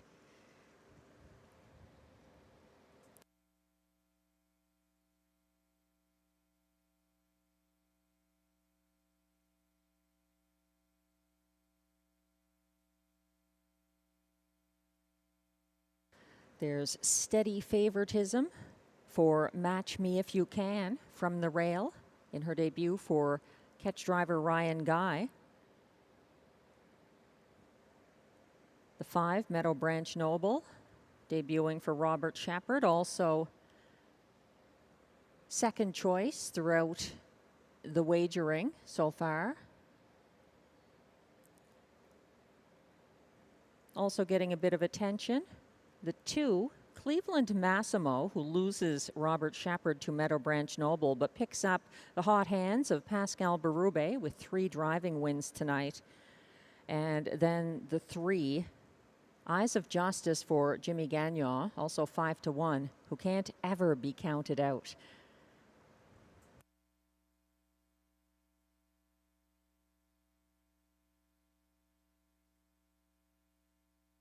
The starter has called the race 8 trotters. This is your last chance to wager.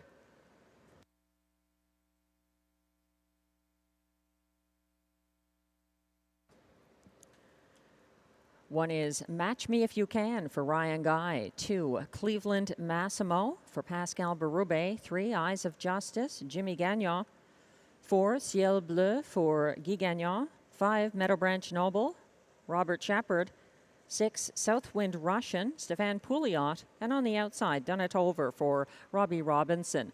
On an early break, that's a 6, Southwind Russian. On the gallop, the 1, Match Me If You Can, is closing ground and getting behind the gate with the others. The 6, Southwind Russian, still well back on the turn. The rest of the field has lined up, and they're on the backstretch for the start of race 8.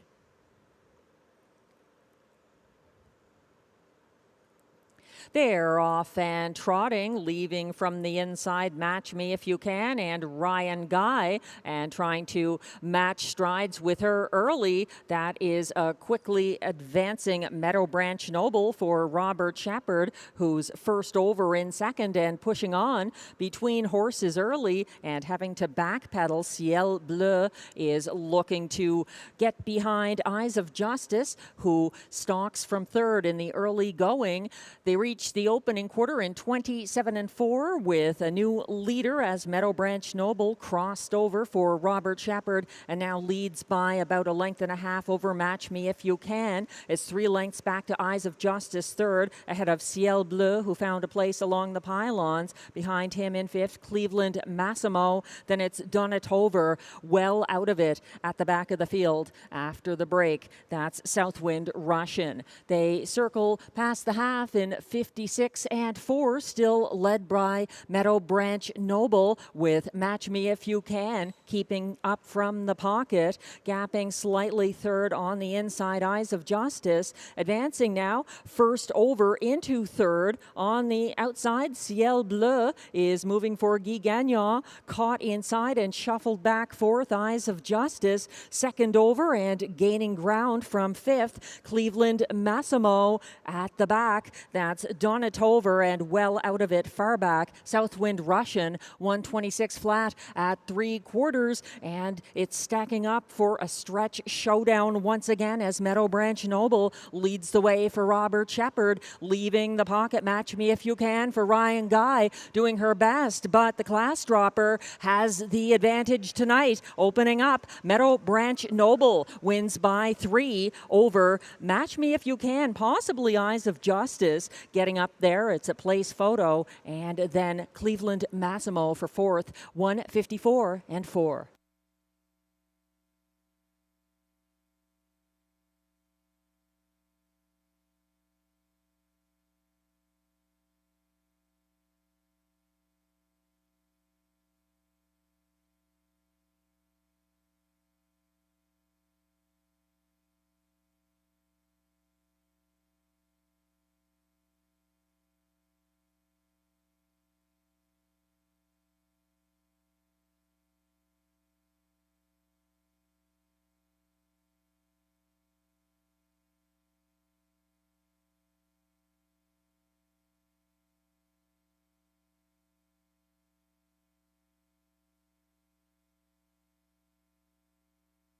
Unofficial results are now posted for race 8. At the last flash, the 5, Meadow Branch Noble, became the favorite, 4-5.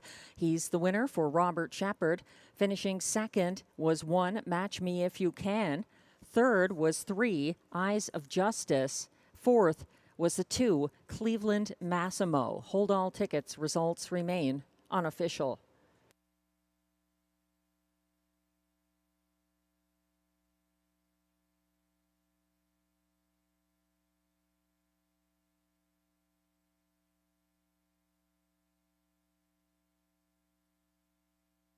The AGCO judges have just informed me that there is an inquiry pertaining to the 6 Southwind Russian and whether he received a fair start in race 8. Once again, the inquiry now posted concerns the break and possible inability to get a fair start for 6 Southwind Russian.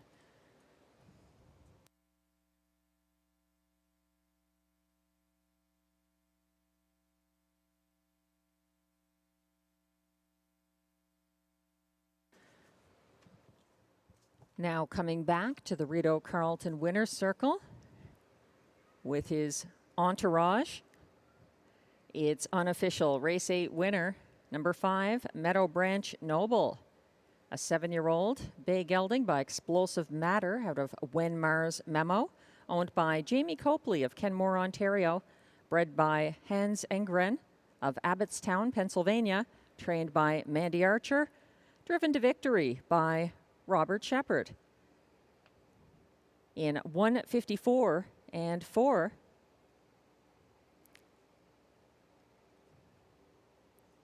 It's a seasonal best in seasonal win number 8 for Meadow Branch Noble. And because it's Caretaker Appreciation Day, we should also shout out his caretaker. And that's Ashley Murphy, doing a great job keeping Meadow Branch Noble performing at a high level at Rideau Carleton. Congratulations to all the connections.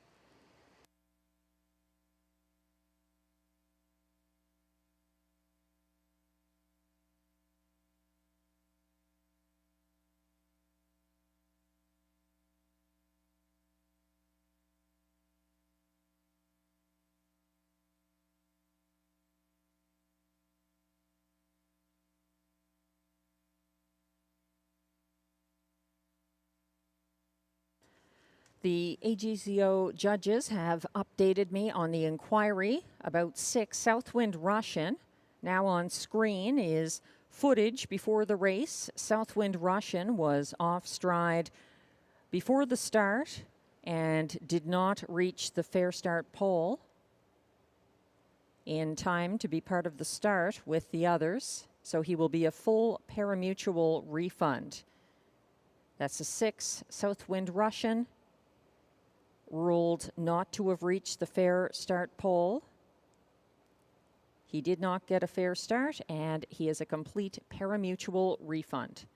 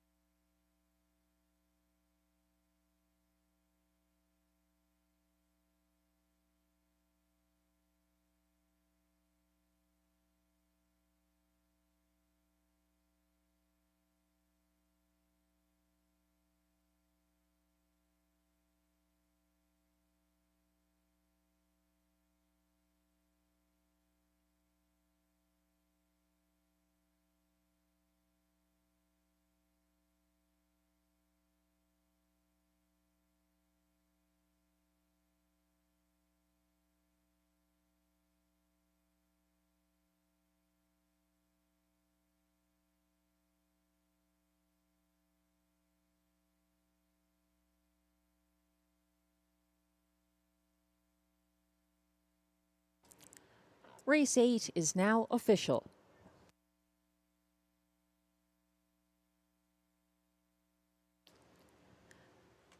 Prices are posted for race 8. 5 Meadow Branch Noble returns $3.50 to win. The $2 exactor 5-1 pays $13.30. The $1 try 5-1-3 returns $17.35, and the $1 superfecta 5-1-3-2 combination pays $35.55.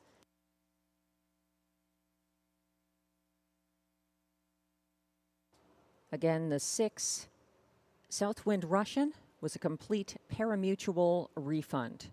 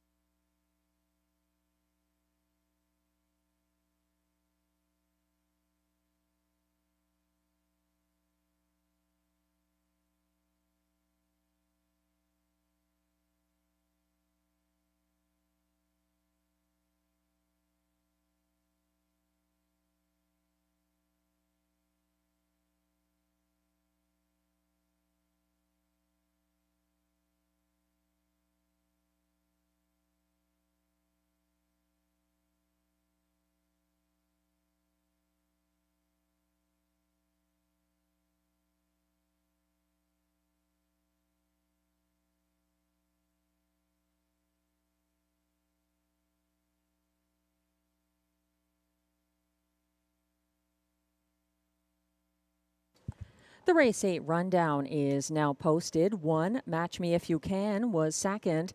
2, Cleveland Massimo was fourth. 3, Eyes of Justice, third. 4, Ciel Bleu finished sixth. 3 to 5 favorite. The 5, Meadow Branch Noble, the race winner for Robert Shepard. 6, Southwind Russian finished seventh, but was ruled to have not reached the fair start pole, so was a complete parimutuel refund. 7, Donatover finished fifth. From the top down, your program should read 243-647-5. The fractions were 27-4 to the opening quarter, 56-4 at the half, 126 flat at 3/4, 154-4. The winning mile for Meadow Branch Noble in a new seasonal best.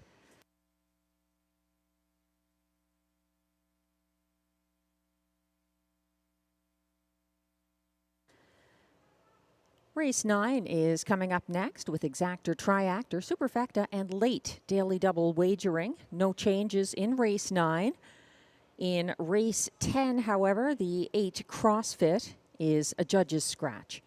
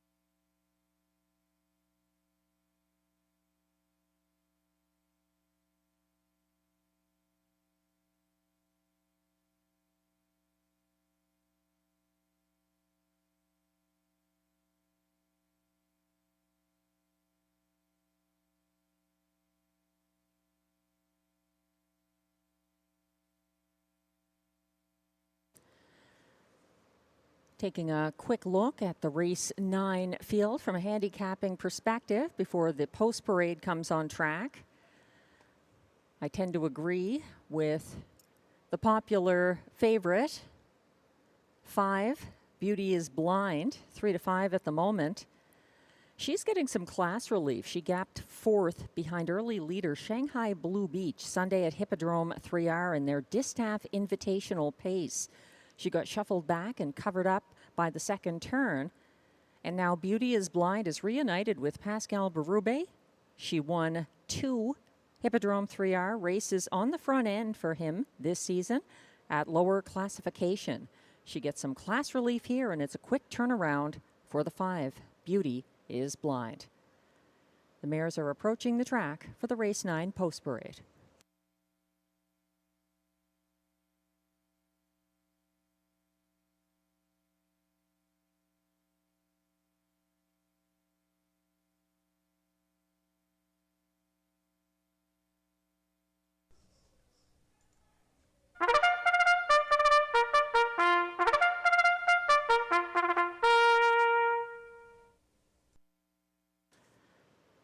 Post parade is coming on track for race 9. These paces are fillies and mares, $8,500 through $10,500 claimers.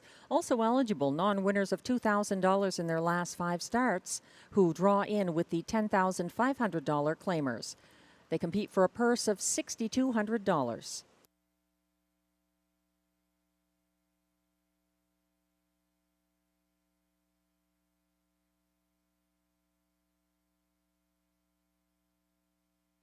One is Woodmere Macarena, owned by Claude Prou and trained by Caretaker, Denis Monguet, driven by Marie-Claude Auger.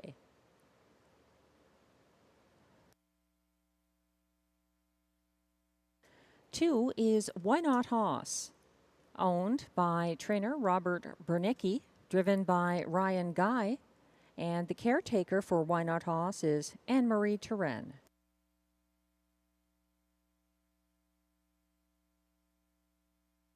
Three is Beach Journey, owned by Écurie Guy Gagnon, with Frédéric Gagnon, trained and driven by Guy Gagnon, and the caretaker is Stephanie Gagnon for Beach Journey.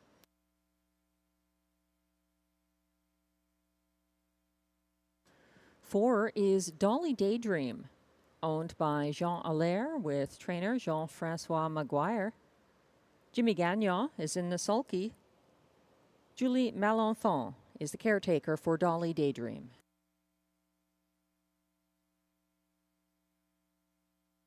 Current 4 to 5 favorite from post 5. It's Beauty is Blind, owned by Desjardins Noro Stable with trainer Marc-André Simoneau and Jean Fontaine. Pascal Berube drives, and the caretaker for Beauty is Blind is Mary Lee Simoneau.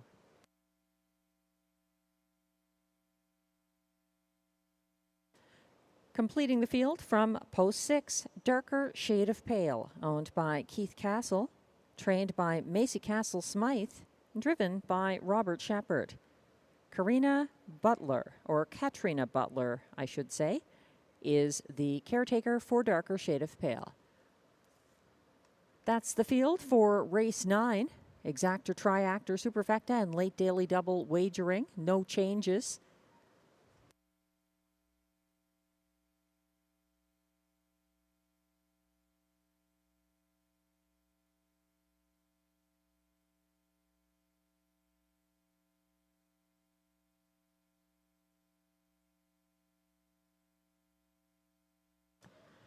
There's continued favoritism for the 5 here.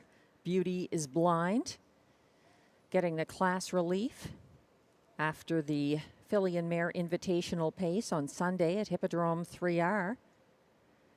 Pascal Berube is driving her again today, and that's a plus for Beauty is Blind.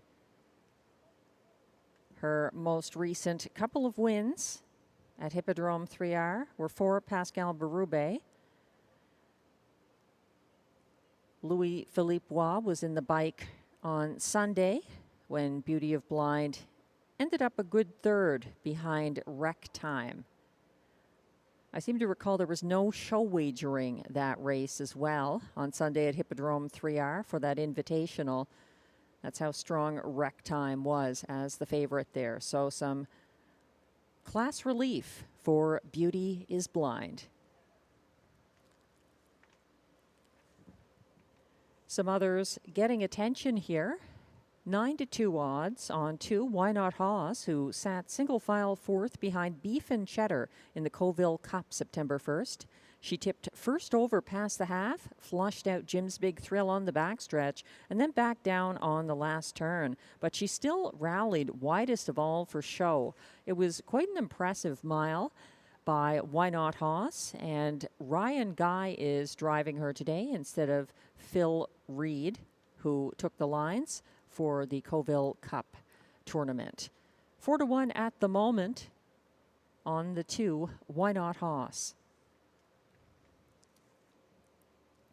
3 Beach Journey at odds of 5-2 is a mare who is always tough to count out here.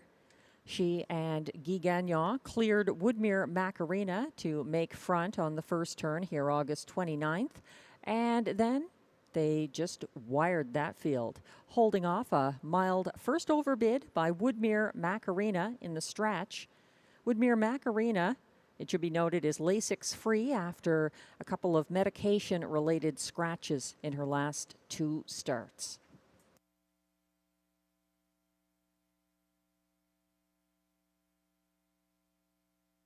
And the starter has called the race 9 field. Final chance tonight to wager on race 9, including the late double.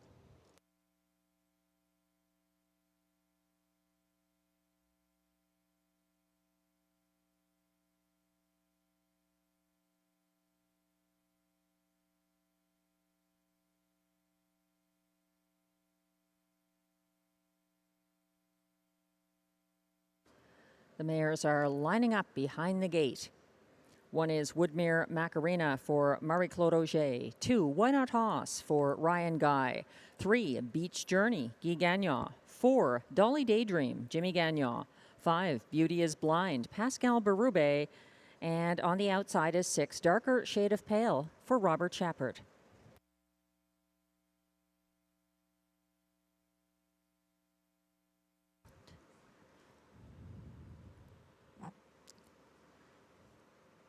They're on the turn with all of the inside mares a little slower to get in position. Woodmere Macarena getting in line late. The field is on the backstretch. They're off and pacing. 4 of them are leaving. Between horses, Beach Journey wants the lead for Guy Gagnon, and coming after her early and moving right on ahead to the front. Beauty is Blind for Pascal Berube, going to try things up front tonight. Sitting second now, that is Beach Journey, followed in third by Woodmere Macarena as the field approaches the opening quarter. 1-5, Beauty is Blind leading the way past that 27-3 marker. She's leading down the stretch. Beauty is Blind keeping ahead of Beach Journey. In third, it's Woodmere Macarena. Close up in fourth, Why Not Hoss. And then further back in fifth, Dolly Daydream. At the back of the field, it's Darker Shade of Pale. They head single file into the second turn, and confident on the front end. Beauty is Blind for Pascal Berube. She's keeping a length ahead of next best Beach Journey, approaching the half and now passing it 58 flat. She does the front end work tonight. Beauty is Blind actually opening up by 2 lengths now over Beach Journey, but here comes a first over move into third by Why Not Hoss, who is on the outside of Beach Journey, fighting on just behind Beauty is Blind as they head to 3/4. Following her cover, second over in fourth and looking to go 3 wide is Dolly Daydream, 126-1 to 3/4, and Beauty is Blind trying to see this through for Pascal Berube on the front end. Beach Journey looms the danger after the pocket trip. Here they come down the stretch, wider still. Why Not Hoss isn't done yet, and Dolly Daydream still closing, but it's a battle to the wire that's going to be won by Beauty is Blind by a neck over Beach Journey. It looked like Why Not Hoss for show in 155-1.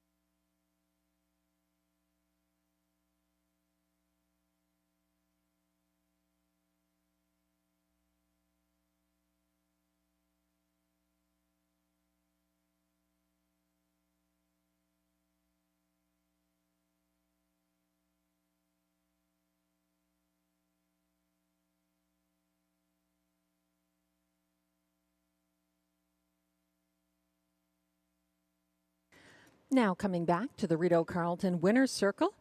Unofficial Race 9 winner.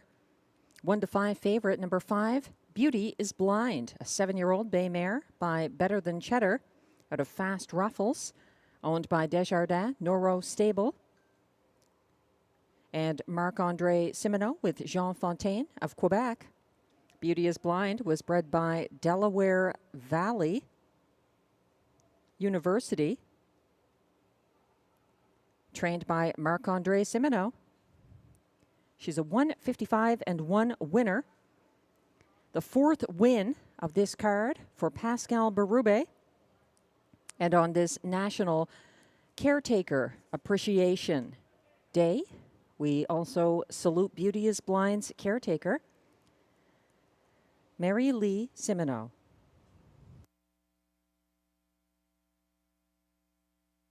The unofficial results are posted for race 9, 5, Beauty is Blind, the race winner for Pascal Berube. 3, Beach Journey, 2nd. 2, Why Not Hoss, 3rd. And 1, Woodmere Macarena, 4th.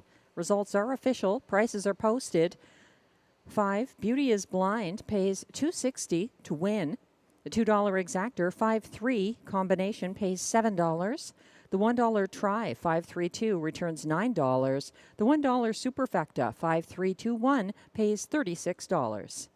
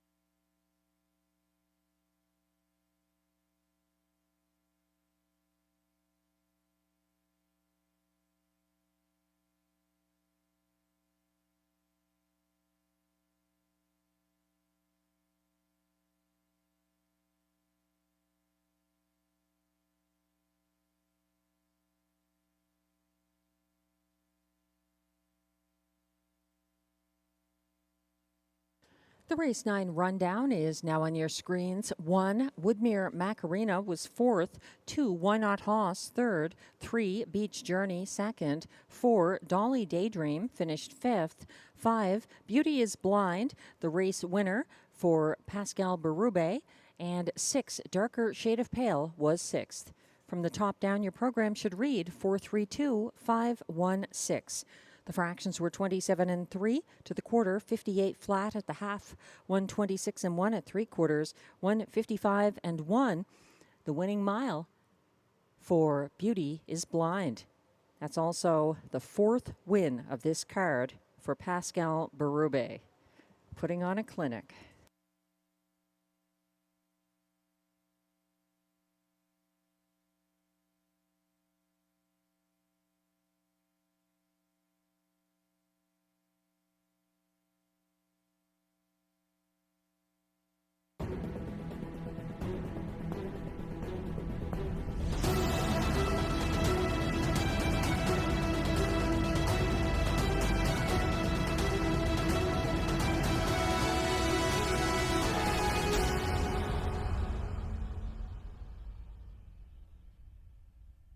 there's just one more race left on tonight's card this Thursday at Rideau Carleton.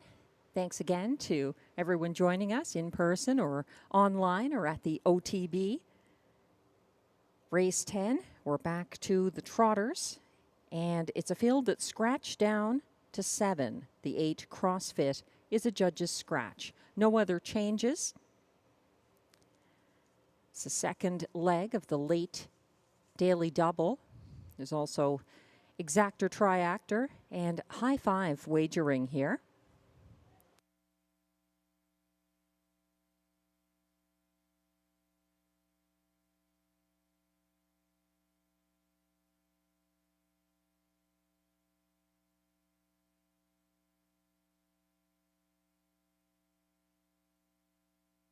As we wait for the post parade to come on track for race 10, just a look at some of the contenders. I'm going to the 4, Hatikva, who looks like Robert Shepard's choice over JD Magic Moon here, who has post 3. Hatikva got away 4th behind a 3-horse duel on the first turn at this track last Thursday. He made a second over move past the half to follow the cover of Parked Out Raising Rusty. Hatikva was 3 wide on the final turn and was overtaken in deep stretch by his stablemate, the 5, Ms. Franny, who was 14-1 at the moment. She closed in the field's fastest, 31-1 for the 35-1 upset. Ms. Franny closed into traffic around the final turn and then drew past Hatikva and Raising Rusty in deep stretch. Marie-Claude Auger is driving her again. The 5, currently 14-1. Ms. Franny.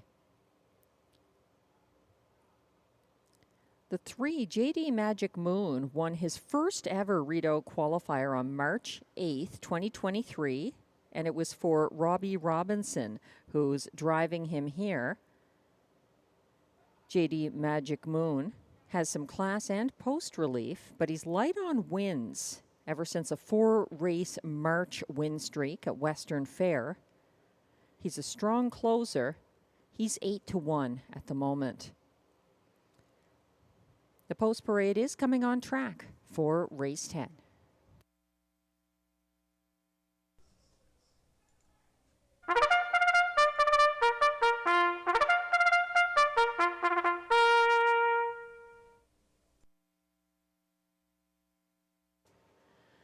These trotters are non-winners of $3,000 in their last 5 starts, with non-winners of a race this year allowed $1,000. Also eligible, $12,000 claimers. They race for a purse of $6,800.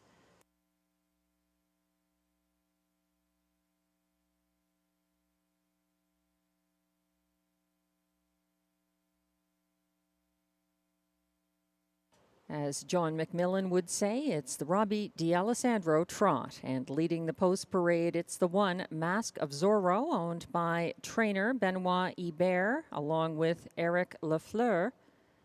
Pascal Berube is the pilot. And the caretaker for Mask of Zorro is Claire Dumouchel.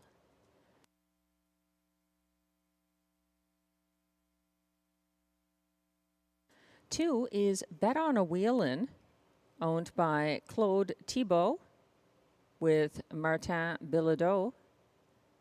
Marc Belanger trains, William Waugh drives. The caretaker is William Belanger for Bet on a Wheelin'. 3 is JD Magic Moon, owned by William Beecham with Gavin Christie. Christie is also the trainer. Robbie Robinson gets the drive. Kylie Harris is the caretaker for JD Magic Moon.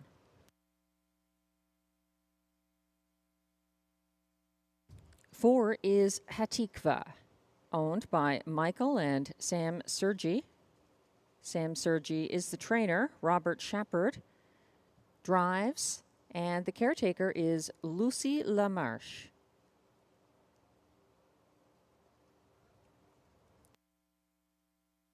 5 is Ms. Franny, also owned by Michael and Sam Sergi. Sam Sergi, the trainer. Marie-Claude Auger drives. The caretaker, Michelle Poirier.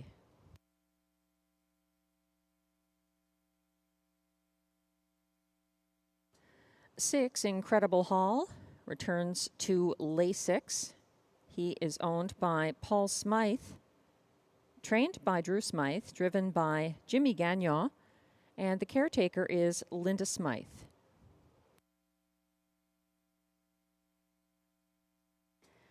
The current 9-5 favorite is 7, Raising Rusty, owned by a numbered Quebec corporation, trained and driven by Stéphane Pouliot. And the caretaker for Raising Rusty is Katja Leclerc. 8, CrossFit, is a judge's scratch. That's your field for race 10, scratch down to 7 trotters. Exactor, Triactor, and Super High 5 wagering available.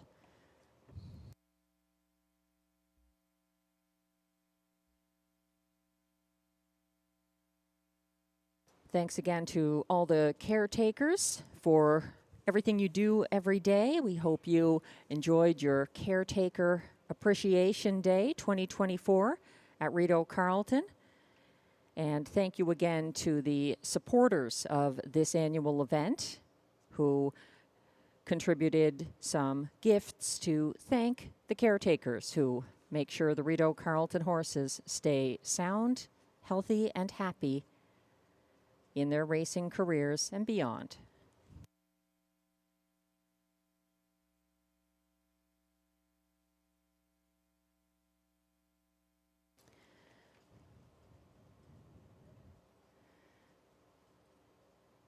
When you think about it, National Caretaker Appreciation Day should be every day.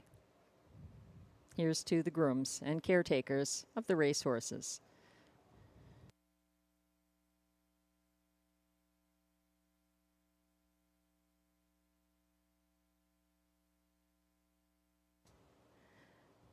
Our last race of the night is coming up, and the current favorite from post 7 at odds of 9-5, Raising Rusty, moving to his lowest win percentage post position. That's not to his advantage. However, he's not at the preferred handicap level, so he's got that to his liking. He turned in a very game effort here last Thursday, and he did finish third after quite the adventurous trip. He was battling with Stomper Tom, and he was first over for a long time that race. Getting the support of the public, the back class, number 7, Raising Rusty for Stéphane Pouliot. I'm staying with my selection, the 4, Hatikva, and Robert Shepard, picking up that drive for Sam Sergi. However you see it, it's time to play it.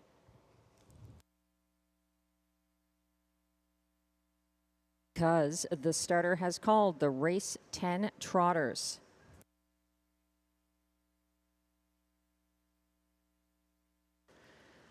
Now lining up in front of the grandstand, the race 10 field, led by 1, Mask of Zorro, Pascal Berube. 2 is Bet on a Wheelin' for William Waugh. 3, JD Magic Moon, Robbie Robinson. 4, Hatikva, Robert Shepard. 5, Ms. Franny, Marie-Claude Auger. 6, Incredible Hall, Jimmy Gagnon. And 7, Raising Rusty, Stéphane Pouliot on the outside. The 8, CrossFit, is a judge's scratch.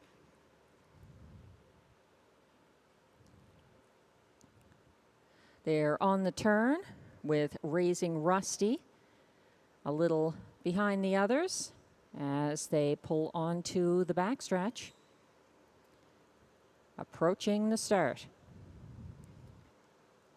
They're off and trotting. Mask of Zorro leaving aggressively from the inside for Pascal Berube, and a wall of horses chasing him early. That's Incredible Hull, the roan, who is moving outside in first over third, but he's parked out there by Hatikva, who moves into the pocket momentarily. Is he going to come after Mask of Zorro? I think Robert Shepard is still making a decision on that as they head past the opening quarter, led by Mask of Zorro in 28 and 4. Sitting the pocket, Hatikva in a patient waiting mode for Robert Shepard. Following from third, JD Magic Moon. It's 2 lengths back to fourth for Incredible Hall. In fifth, Raising Rusty. First over from last now. That's Ms. Franny trying to get involved, and caught inside second last is Bet on a Wheelin'. The field is on the second turn and led by Mask of Zorro, moving past the half in 58 and 4, a 30-second second panel for the leader, who is stalked a length and a half back by Hatikva. And now here's some first over movement in the form of Raising Rusty, who's up into third outside of Hatikva. Fourth on the inside, JD Magic Moon looks to move out into second over fourth. On the inside, gapping in fifth, that's Incredible Hall. They went by 3/4 in 1:27 and 3. Mask of Zorro trying to go gate to wire for Pascal Berube, and the challenger, the favorite, Raising Rusty on the outside in a stretch duel on the front end. Mask of Zorro leading the way, gaining ground, Raising Rusty, Mask of Zorro on the inside, and it gets there by a head over next best, Raising Rusty, 1:58 and 1.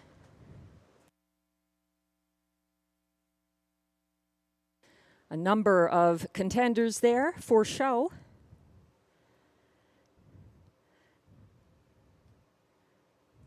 Mask of Zorro gets it done. Win number 5 of the night for Pascal Berube.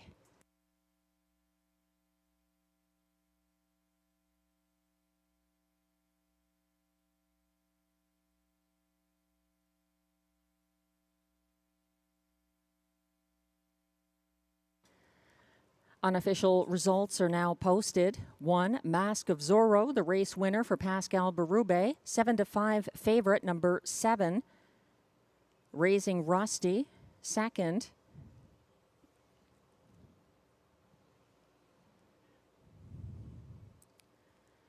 Third was the 3, JD Magic Moon. Fourth was 5, Ms. Franny. And fifth, to complete the high 5, was 4, Hatikva. Results remain unofficial. Hold all tickets.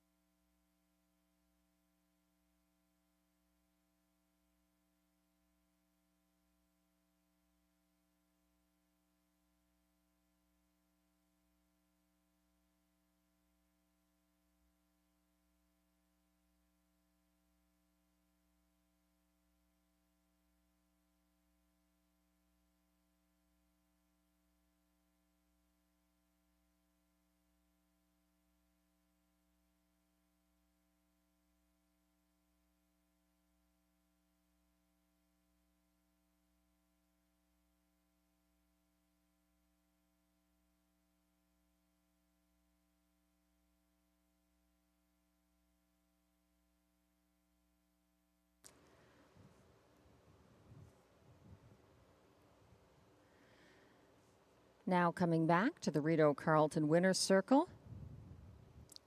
Unofficial race 10 winner, number 1, Mask of Zorro, a 5-year-old bay gelding by Muscle Mass out of Warrawee Truce, owned by trainer Benoit Ibert of Papineauville and Eric Lafleur of Lange Gardienne, Quebec.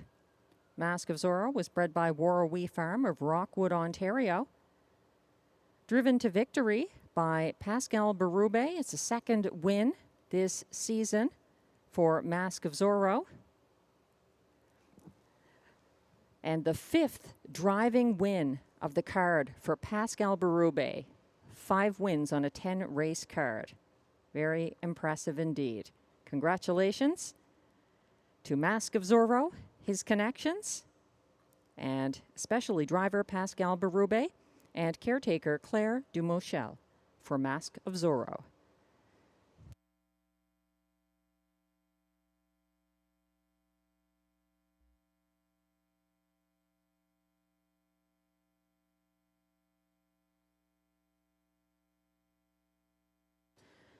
Results are official and prices are posted. 1 Mask of Zorro returns $7.50 to win. The $2 exactor 1-7 pays $18.30. The $1 pick 3, 5-6 with 5 and 1. 3 of 3 pays $26.15. The $1 pick 4 ending here $52.15 or $10.43 if you played that late pick 4 for 20 cents. The $1 pick 5, 5 of 5, $130.45, or $26.09 if you played the pick 5 for 20 cents. The 20-cent super high 5 returns $59.03 for the 1-7-3-5-4 combination here. The $1 triactor 173 pays $32.05, and the $2 late double 5-1 pays $14.10.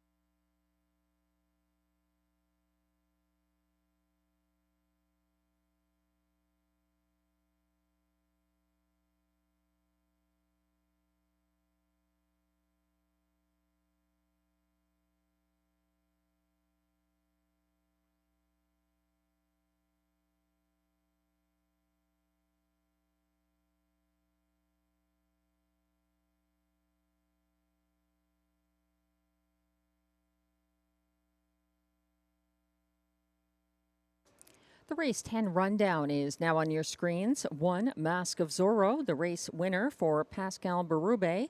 2, Bet on a Wheelin', finished 7th. 3, JD Magic Moon was 3rd. 4, Hatikva was 5th. 5, Ms. Franny was 4th. 6, Incredible Hall was 6th. 7 to 5, favorite, number 7, Raising Rusty, finished 2nd. And 8, CrossFit was a judge's scratch. From the top down, your program should read 173, 546, 2, scratch. The fractions were 28 and 4 for the opening quarter, 58 and 4 to the half, 127 and 3 at 3 quarters, 158 and 1, the winning mile for Mask of Zorro. That concludes our Thursday card of live racing from the nation's capital. Thanks very much for your wagering support. We'll be back again on Sunday, September 15th at 6:30 p.m. First post. And don't forget, Saturday evenings in the Trackside Simulcast Lounge, it's free to play. The on-track handicapping contest run by Tammy Forgy. Check that out Saturday evening if you're in the Ottawa area. Have a happy Friday. Enjoy the rest of the weekend. Today's handle, $173,699. I'll be back with you on Sunday. Thanks again. I'm Melissa Keith, track announcer.